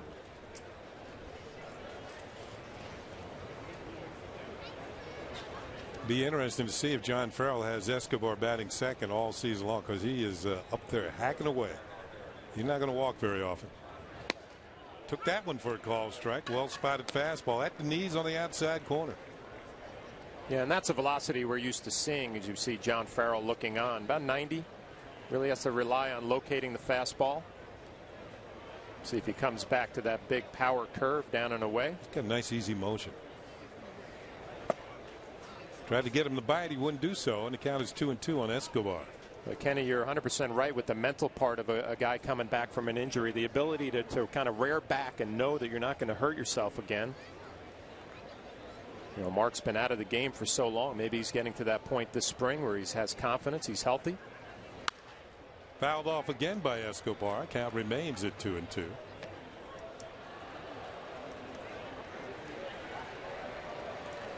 The Yankees have had to like what they've seen so far this spring from Pryor, although he's got, I guess you would call it, more than an outside chance of making the club. I think he feels that he's going to head for Scranton Wilkes-Barre and has to prove himself from there. Once again, the 2-2 pitch to Yunil Escobar. Breaking ball popped in the air to center field. Looked like Maxwell took a step back, but he comes on and makes the catch for out number 2. Justin Maxwell's got 6'5", long and lanky. Young man out of the University of Maryland. You know, I wonder if he played with Cecil. Well, ACC baseball. 2 outs, nobody on. Here's Eric Thames, the left fielder. He has scored a run. He's 0 for 3 on the afternoon. Checks his swing and did not go. So it's ball 1. 12 pitches thus far for Mark Pryor. I make that 13 for Pryor. Baker's dozen.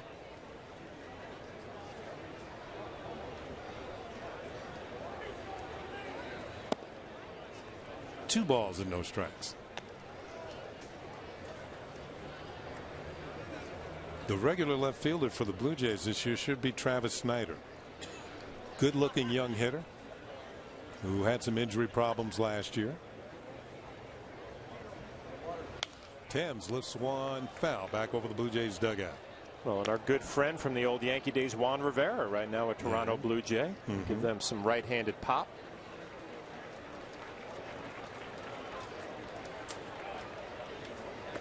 I'm still amazed that Alex Anthopoulos, the Blue Jays general manager, was able to trade Vernon Wells to the Angels and make them take on the rest of this contract. I think it's $80-something million. Wow.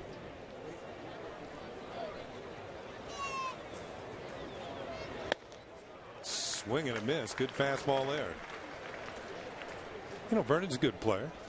He's going to have to switch positions. Is that right? He's playing left field now. The Angels actually have 3 center fielders because Torrey Hunter's playing right field. In the inner center for Maxwell, coming on, and it's going to drop in there for a base hit. So Thames has his first hit of the afternoon, and he's on with 2 outs here in the top half of the 8th inning. Mike Napoli and Juan Rivera coming over to the Blue Jays for Vernon Wells, and then Napoli was traded to the Texas Rangers for Frank Francisco as the Blue Jays were looking to solidify their bullpen. That was 4 days later, so Napoli never got to Toronto, at least.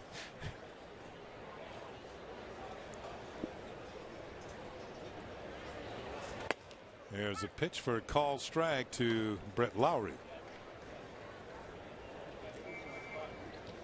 So all kinds of movement for the Blue Jays this winter as they try and improve on their 85 victories from a year ago. Throw to first. And Thames is back. Well, I guess Frank Francisco has a chance to be the closer for the Toronto Blue Jays. They also have Octavio Dotel, but I think both of them are injured. Both are hurt. Yeah. On the corner for a call strike. And this is what Vernon Wells was able to do during his time with the Toronto Blue Jays. Certainly a productive player and a clubhouse leader on that team. Second in hits, second in home runs, second in runs batted in, second in runs scored, second in doubles. Swing and a miss. So he trailed only Tony Fernandez and Carlos Delgado in all those categories. Strikeout. Mark Pryor gives up a hit. We're headed to the bottom of the 8th in a tied game. In the 8th inning, and Jordan Perez rips at the first pitch and fouls it off. We're in a 5-5 ball game. Moments ago, our Jack Curry busy getting it done, and he had a chance to talk to the Yankee first baseman Mark Teixeira. Thanks, Kenny. I'm here with Mark Teixeira. And Mark, big spring for you in the sense that you said you wanted to come in here, you wanted to get an early start. Those April doldrums, you wanted to get them out of the way. How is the spring going for you so far? It's been good so far. Taking a lot of swings, a lot more than I usually do. Cutting back on my workouts a little bit. And, spring training is a time where you get all the rust off you, get the kinks out of the swing. And right now, the swing feels pretty good from both sides. Now, you've explained to me that you're taking more swings from the left side because that's not your natural side. So how is that side of it going? It's still coming along. At the end of the day, I'm a right-handed hitter. I just happen to just switch hit as well. And my right-handed swing always feels a little bit better early on. Left-handed swing takes some time. But because of that, taking a lot more swings, and my at-bats have felt pretty good left-handed this spring. Now, when you look at this lineup and you're in the middle of it, and I know you're worried about what you are doing, but what about the potential for what this lineup can do, the kind of havoc you guys can wreak? Well, we expect to lead the league in runs every single year. We expect to score 5 or 6 runs at least every single game, give our pitchers a lot of support. And with the lineup we have this year, there's no reason that we can't do it again. You pride yourself on defense. You had a tricky play early in the game. Did you feel that going home, you had the runner straying off third, that was your best bet? Yeah, well, Davis is so fast, and as soon as I saw him break, I threw home. And, give him credit. He stopped on a dime and got back to third base. If that's me running home, I'm dead out. But, he's so fast, he made a great play. 12 days until opening day. Is this the point in spring training where you start to count those days and you can't wait to get to Yankee Stadium on March 31st? Yeah, opening day is always fun, and spring training sometimes gets long, but at the same time, we're having a lot of fun down here. The weather's been perfect. We're playing some good baseball, and we can't wait for opening day, but at the same time, we still have some work to do down here. Well, Mark, thanks for the time. Thanks, Jack. Kenny, John, send it back to you guys. Thank you very much, Jack. Of course, Jack will be back after the ball game with the spring training report. You want to stay tuned for that, and we'll give you some updates on what happened in today's game and other things happening with the New York Yankees as they get ready. What did you say? 12 days ago until the start of the regular season. Jesus Montero is at the plate with 1 out. Jordan Perez had grounded to second, and that pitch is in there for a strike, and it's 0-2. Montero a little slow coming around with the bat this spring. And that pitch is upstairs for a ball. 1 ball and 2 strikes. On deck is Ronnie Belliard, the veteran, who took over at third base. Swing and a miss, strike 3. Looked like Montero went fishing. 2 up and 2 down for the Yankees here in the 8th. Well, it was a nice conversation with Mark Teixeira, Yeah. Kenny. But you know what? It's got to be one of those things. He's had a great spring. He needs to get off to a good start. First, second, third game, put a couple of hits together so people don't start talking about the slow starts that he usually has. Here's a veteran, Ronnie Belliard, now at third base, and he takes a pitch a little low. Did he go around? Yes, he did. Strike 1.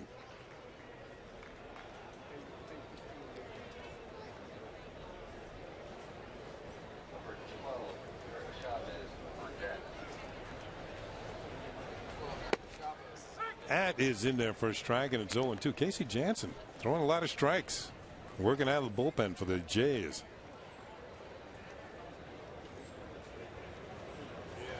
Swing and a miss, strike 3. Casey Jansen has faced 4 Yankees, and he's been perfect through an inning and a third. At the end of 8, it's still a 5-5 game. Well, fans, today's game on Yes is brought to you in part by your tri-state area Volkswagen dealers. Visit VWDealer.com. By Wells Fargo. Wachovia is now Wells Fargo in the tri-state area. And by Cadillac. Visit CadillacTristate.com to find a dealer near you. Going to the 9th inning in a 5-5 ball game. The new pitcher is Luis Ayala. He's in there for the Yankees now. Last year, AAA. 36 games. He was in different organizations and went 2-10 overall, 6.42, 60 hits in 47 2/3. Only 4 home runs allowed in 47 2/3 innings, though. He'll face Cooper. Speaking of home runs, he had a 2-run homer in the 5th and has driven in 3 of the 5 Blue Jay runs today. Also a sacrifice fly in the 4th inning and grounded out in the 2nd. So 1 for 2 with 3 runs batted in for David Cooper.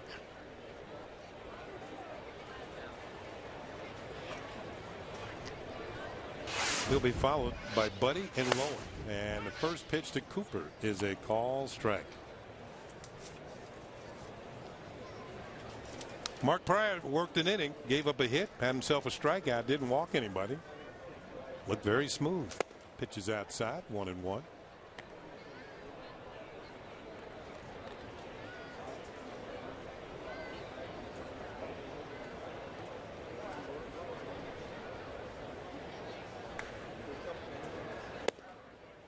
Ayala kind of slings the ball to the plate, misses outside, 2 balls and a strike. That usually means there's a little sinking action on the fastball. The captain was kind enough to join Jack Curry down near the Yankee clubhouse. We'll send it down to Jack. Thanks a lot, Kenny. Well, I'm here with Derek Jeter, and we'll get to the T-shirt in a minute. He's got the Michigan T-shirt showing some pride. We'll get to that, but I have to ask you about the most pressing question you've heard all spring. The swing. 3 more hits today, less of a stride or more of a strideless swing. How was everything feeling for you up there? It's getting there. I mean, it's a work in progress, but I've said it time and time again. I'm not changing my swing. Everyone keeps asking how the new swing is. It's just trying to cut down the stride. So things are going pretty good right now. The fact that you are making these changes, how confident are you as you're going forward that these are things you'll be comfortable with and be able to just take them into the season and not have to think about it? Well, I mean, we tried to do it at the end of last year, and then it worked out pretty good towards the end. So I'm just carrying it over into this season. We worked real hard in the off season. We've been getting a lot of swings here, and I don't foresee any problems, I hope. I mean, you get to the point where you don't think about it, but I'm getting more and more comfortable. I know you're not the manager, you're not the general manager, but you're obviously out there today. You see Freddie Garcia, he's fighting for a rotation spot. What did you see out of him on the mound today? He threw the ball well. You know, Freddie, he pitches to contact, and you know, he gets a lot of guys swinging early in the count, but he also gets some strikeouts too. He's been throwing extremely well all spring, so we've got quite a battle going. We got a lot of guys throwing the ball well. I know Joe Girardi has tinkered with the lineup a little bit. He had you lead off. He's moved you to 2. I know the answer to this question already before I ask you, but is it a big deal to you whether you're number 1 or number 2 in the lineup? It doesn't make a difference. I think, you know, every situation may call for you to do something different. So if you're first or second, it doesn't make a difference. So you're more confident when you put on the Yankee uniform or more confident when you put on the Michigan T-shirt? Yeah, it's a big win for us yesterday, Jack. Not too many people gave us any credit, but you know, we performed well. We got a tough one coming up, though, so I decided to wear it today. But you're wondering about the Duke game? Yeah, it's well, you never know what's going to happen. We'll see what happens, guys. That's Derek Jeter. I'm going to send it back to you. Thank you very much, Jack. And the Yankee captain sporting his Michigan T-shirt. Playing Duke next. Enjoy that win. Yeah. Well, I got a question, Kenny. Yeah. He kept saying we. He didn't go to Michigan. He's a Michigan fan. I understand that. Yeah. Well, you know, he's really into it. He's a fan. Yeah, it's right. If he had been drafted number 1 by the Yankees, he was going to Michigan. I guess the Yankees made it worth his while. Oh, yeah, I would say so. Over the years, they certainly have. Here's Adam Lowen. We want to thank Jack for running down the Yankee captain, get him to come on camera with us just outside of the Yankee clubhouse. 2 up and 2 down for Ayala. 5-5 game. Lowen takes a pitch for a called strike, and it's now a 2-2 count.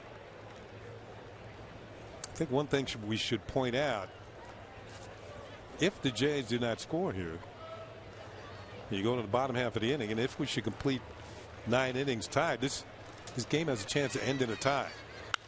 Ball is hit in the air down the left field line, and it's twisting. That's going to fall in there. It's a base hit. Lowen rounds first, headed to second, and a head first dive, and he's in with a double. And is now 1 for 4 in the afternoon. A 2-out double. The designated hitter, Adam Lowen. You can see this pitch from Ayala runs away, and Lowen just stays on it, flips it the other way, but he runs pretty good for a big man, a converted pitcher that you talked about earlier, Kenny. See, Pena comes up with a nice throw. Has a chance to be the Blue Jays version of Rick Ankiel, who was a pitcher for the Cardinals and struggled somewhat and bounced around a little bit as an outfielder now, but decent hitter. Here is Anthony Gose, who was flied to right and struck out twice.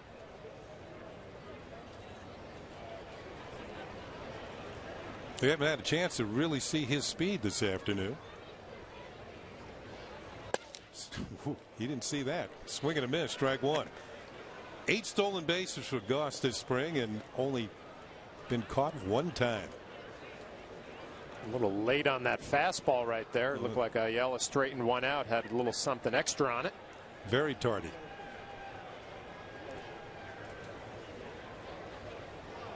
We used to call that a Rico swing. Rico tardy.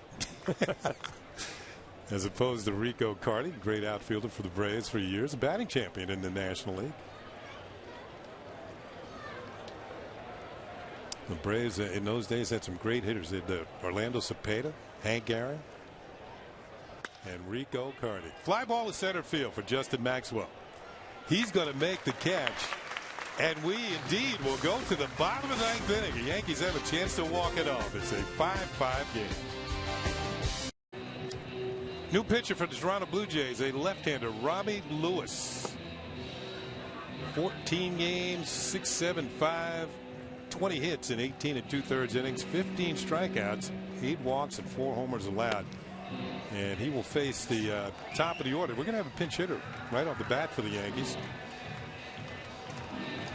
It's going to be Eric Chavez. He'll get a chance to face a left-hander. Chavez, who is having himself a very representative spring training, a veteran from Oakland. Manager Joe Girardi sends him up there to face a left-handed pitcher. So Chavez, a left-handed hitter. It's Robbie Lewis. 5-5 ball game, bottom of the 9th inning. And the first pitch is high for ball one. Look at this setup on the mound, Flash. He wants you to read his number. Good numbers there for Eric Chavez this spring, and nothing new for him facing a lefty. As you mentioned, Kenny standing towards first base. Thrown across his body and hits the outside corner. 1-1. Everyday third baseman with Oakland when he was healthy, would face lefties. Not a problem for him. And Joe Girardi gets a look left on left here in spring training. Breaking ball fouled off the glove of the catcher, Ryan Buddy, and it's ball and 2 strikes.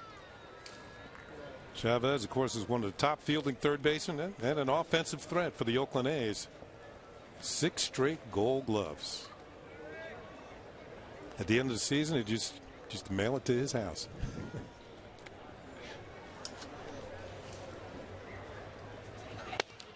Outside, ball 2-2. Pretty good pitch from Robbie Lewis, does not get the call. Pretty good slider off the plate, just missed. There we go. 13 major league seasons, all with the Oakland A's. 7 seasons of 20+ home runs. And injury problems, only 64 games the last 3 years. Count is now full at 3-2. He's had all kinds of surgeries, shoulder, back. I believe there's a neck surgery in there somewhere. Might be the perfect role here in New York. Play a couple of days a week.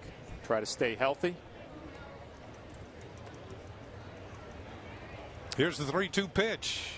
Breaking ball lined into right field for a base hit. So the good spring continues for Eric Chavez. He has a leadoff single, and a potential winning run is aboard for the Yankees here in the bottom of the 9th. Well, nice at bat, left on left, working the count full, and he gets another slider, and it's not a bad pitch, down and away. Good extension through the zone. Drills it into right field. Leadoff base hit. Let's see how the Yankees want to play it here. Ramiro Pena comes to the plate. Good bunter. Blue Jays expecting the bunt. Kevin Ahern's now playing third base. He's looking for a bunt. He's in on the grass.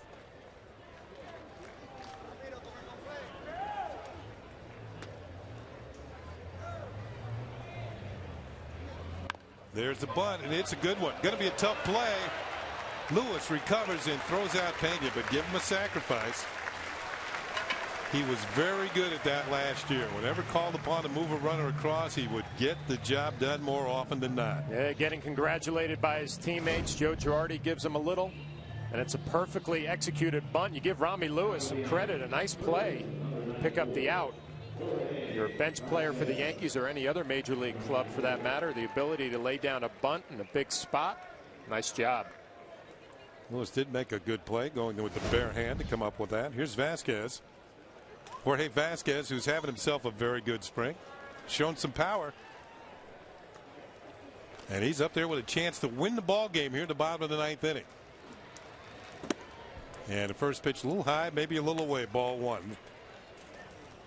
Oh, I thought Alex Rodriguez had good spring training numbers. Look at those, 483, 3 home runs, 8 RBIs.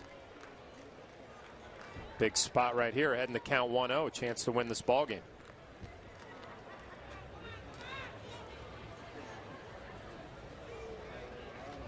Breaking ball, good swing, and pulled it foul over towards the Blue Jays dugout.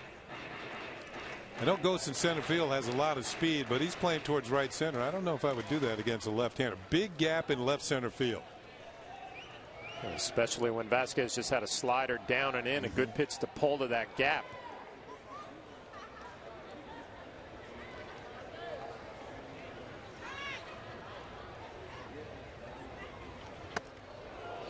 Moved them back off the plate, and it's 2-1.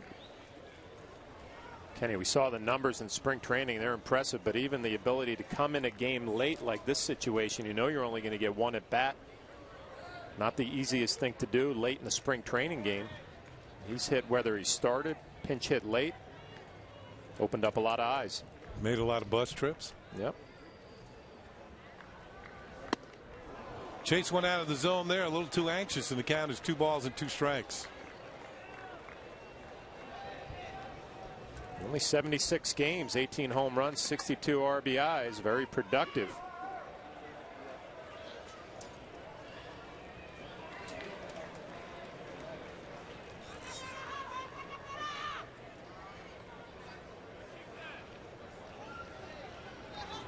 Breaking ball, and it's fouled towards the Yankee bullpen and beyond. A little off-speed pitch from Lewis. You know, Vasquez is the type of player, as Montero enjoying his afternoon in the dugout. I say Vasquez is the type of player that opens the eyes of some scouts, because there are various scouts from various organizations, and never know, could end up somewhere else in the major leagues. There's not an opening with the Yankees. 2-2 pitch, just missed the inside corner. The count is now full, 3-2.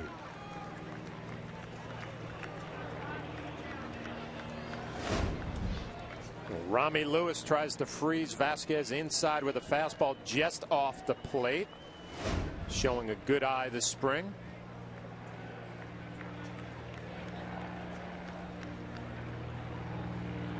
Payoff pitch on the way. Swung on and missed. The ball gets away from the catcher, Buddy. Recovers and throws out the runner. But on the play, I should say, Chavez moves over to third. So strikeout 2-3 on the putout. Jorge Vasquez did not realize that the catcher Ryan Buddy had missed this pitch, so he hesitates for a little bit, and then he sees it going back behind him. A strong throw from Buddy. Like you said, Kenny, Chavez moves him to third base. So at 2 outs, runner at third, 90 feet away from a Yankee victory, and Kevin Russo is at the plate. And he'll take inside for ball 1.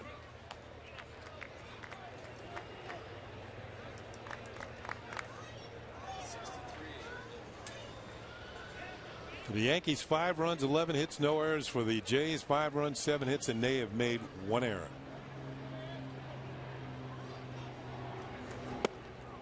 There's a call strike on a breaking ball.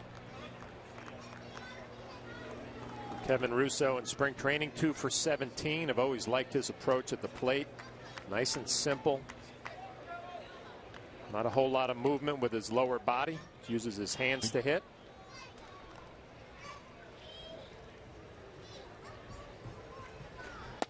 Another breaking ball and another one in there for a strike. It's 1-2.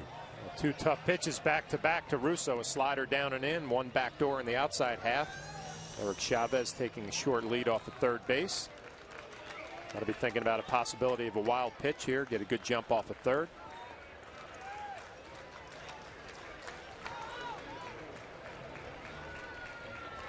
One-two pitch lifted high in the air to right field. Drifting back is the second baseman. Coming on is the right fielder McCoy, who makes the catch, and that's going to do it for the Yankees here at the bottom of the fifth. And let's keep an eye on Joe Girardi.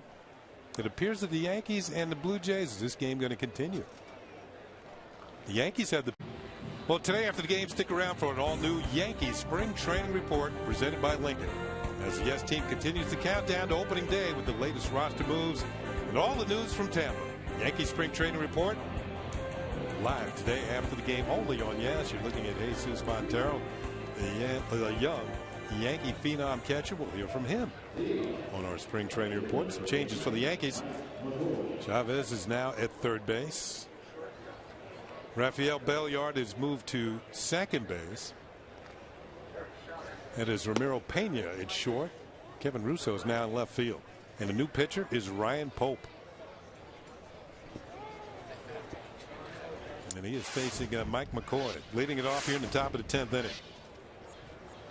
Pope delivers. Ball's hit hard. Single into left field. So McCoy gets it started for the Blue Jays here in the top of the 10th. At Double-A Trenton,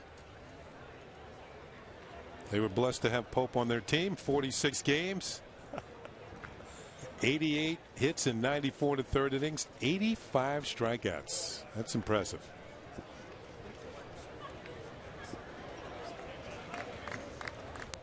Here's Craig Stansberry, and the Yankees believe he will be bunting. He is, and he takes a pitch outside for ball one. Both Chavez and Vasquez charging from the corners.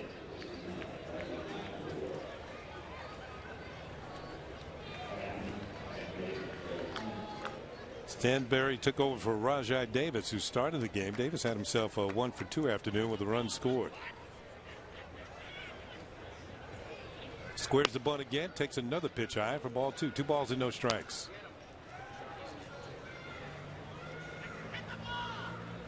One of the lessons you learn in big league camp, if you're Pope, throw strikes, they're trying to give you an out. Chavez at third, Vasquez at first. Trying to give you an out, throw a fastball down the middle and let him sacrifice bunt.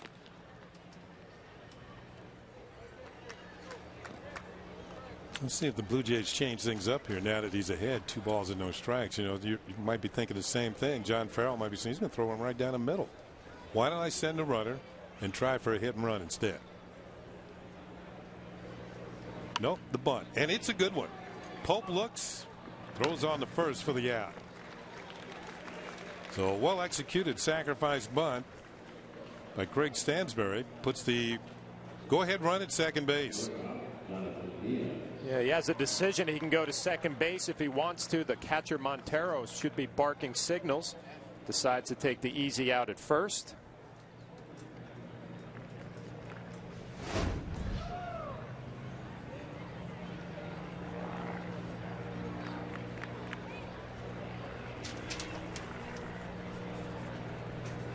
First pitch is upstairs, ball one to Jonathan Diaz, who took over at shortstop.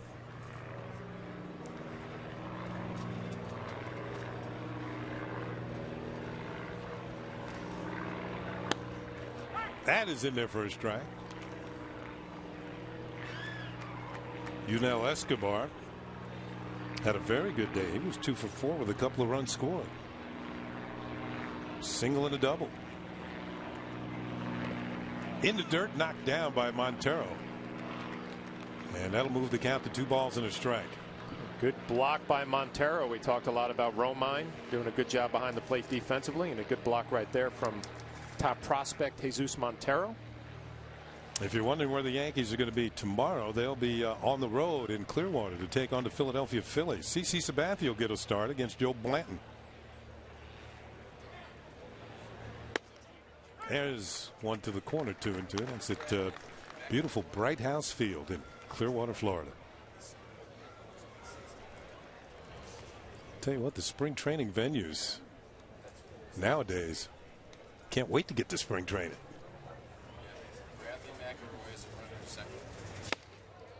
Pitch is high for a ball.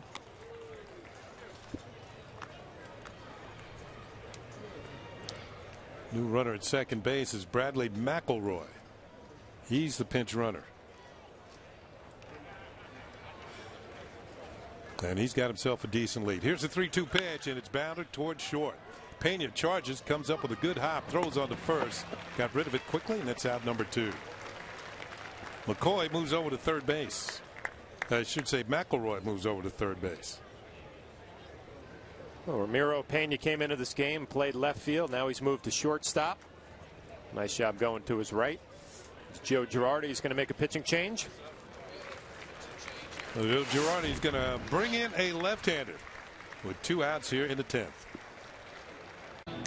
Left-hander out of the bullpen for Joe Girardi is Steve Garrison. There's his numbers with Portland last year in AAA, 1-3, 8.87. 7 walks, 17 strikeouts in 22 to third innings, 5 home runs allowed. And he comes in to face a left-handed hitter. Eric Thames in a 5-5 game. Blue Jays have a runner at third with 2 outs. There's Ryan Pope, who started the inning, gave up a hit. And runner at third is his responsibility. Here's Thames, had a bloop single his last time. He's gone all the way in this ball game. He's 1 for 4.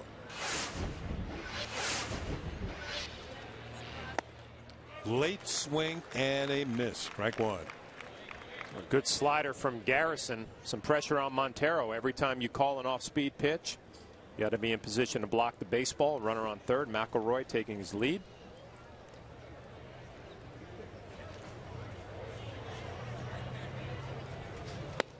There's another one, and that drops over the corner. Quickly ahead of the left-handed hitter. No balls and 2 strikes.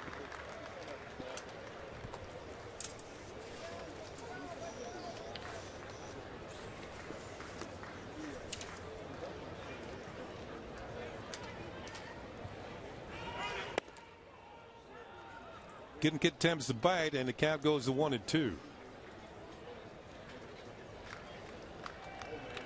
Manager Joe Girardi getting his ball club ready to start the season in 12 days. Inside of 2 weeks, be playing for real. Ball is hit high and very deep to right field. Perez going back, and he's at the wall and makes the catch. Thames came close. Didn't get it out of here. Still tied at 5. Yankees chance to win it in the 10th. Well, we were waiting for Winston Abreu. Here he is in the bottom of the 10th inning in a 5-5 game. Got to believe this will be the last chance for anybody to do any scoring this afternoon. And the Yankees get the last shot at it. Chance to win the ball game. Abreu at AAA Durham last year. 82 strikeouts and 55 and a third. Impressive.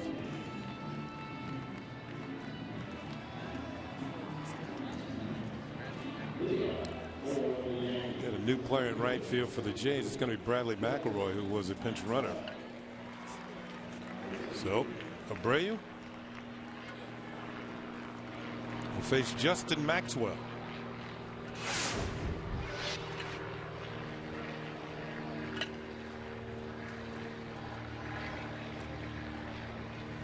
And he lines one to the shortstop. Diaz, who makes a lunging catch. 1 pitch and 1 out. Maxwell hit that one right on the nose. He did a nice job of covering that slider down and away. It's a hard line drive. Nothing to show for it.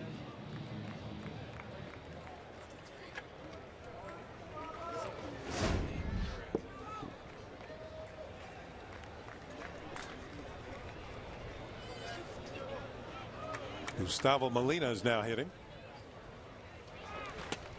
And he takes a little bit low. Ball 1.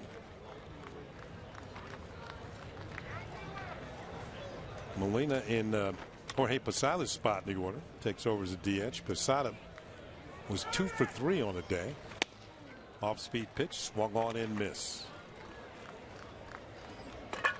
You can see why Abreu had all those strikeouts at Durham last year. Nice tight slider down and away.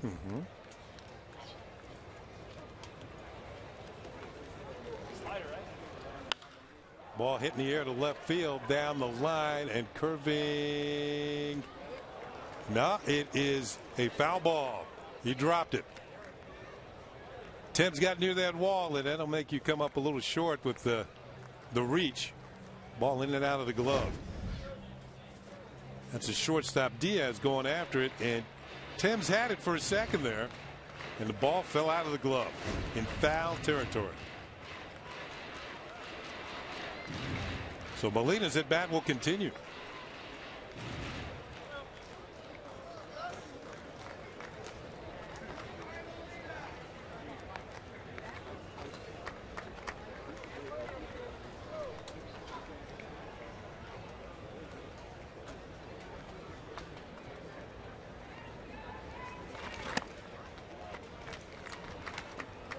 Two and two now on Molina.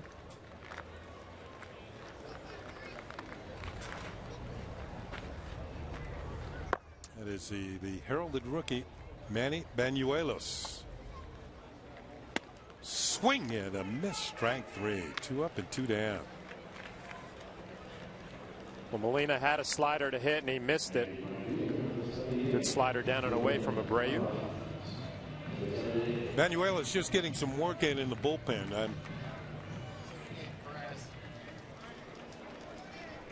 You kind of get the feeling this is going to be the last hitter of this game if Perez doesn't keep it going. He needs to hit one out. That's what he needs to do. He grounded out to second his first time up. Inside, ball 1. Have you met Jordan Perez yet, Flash? I have not. He is a strong young man.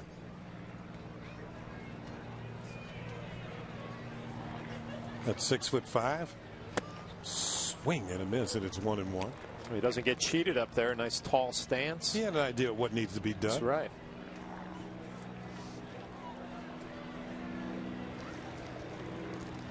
From Henderson, Nevada.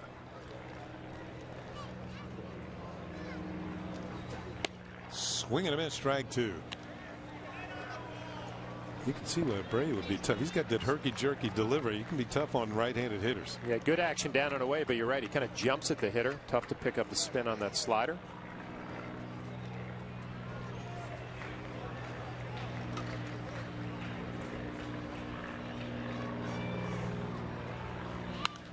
Ball is popped up. Let's see if it's playable. And the catcher, Ryan Buddy, makes the play, and the Yankees go quietly here in the 10th inning. Nothing across. And let's see if this game, I believe that's it. Everybody's walking off the field. If the umpires are gone, they can't continue this ball game. It looks as though this is going to end in a 5-5 tie.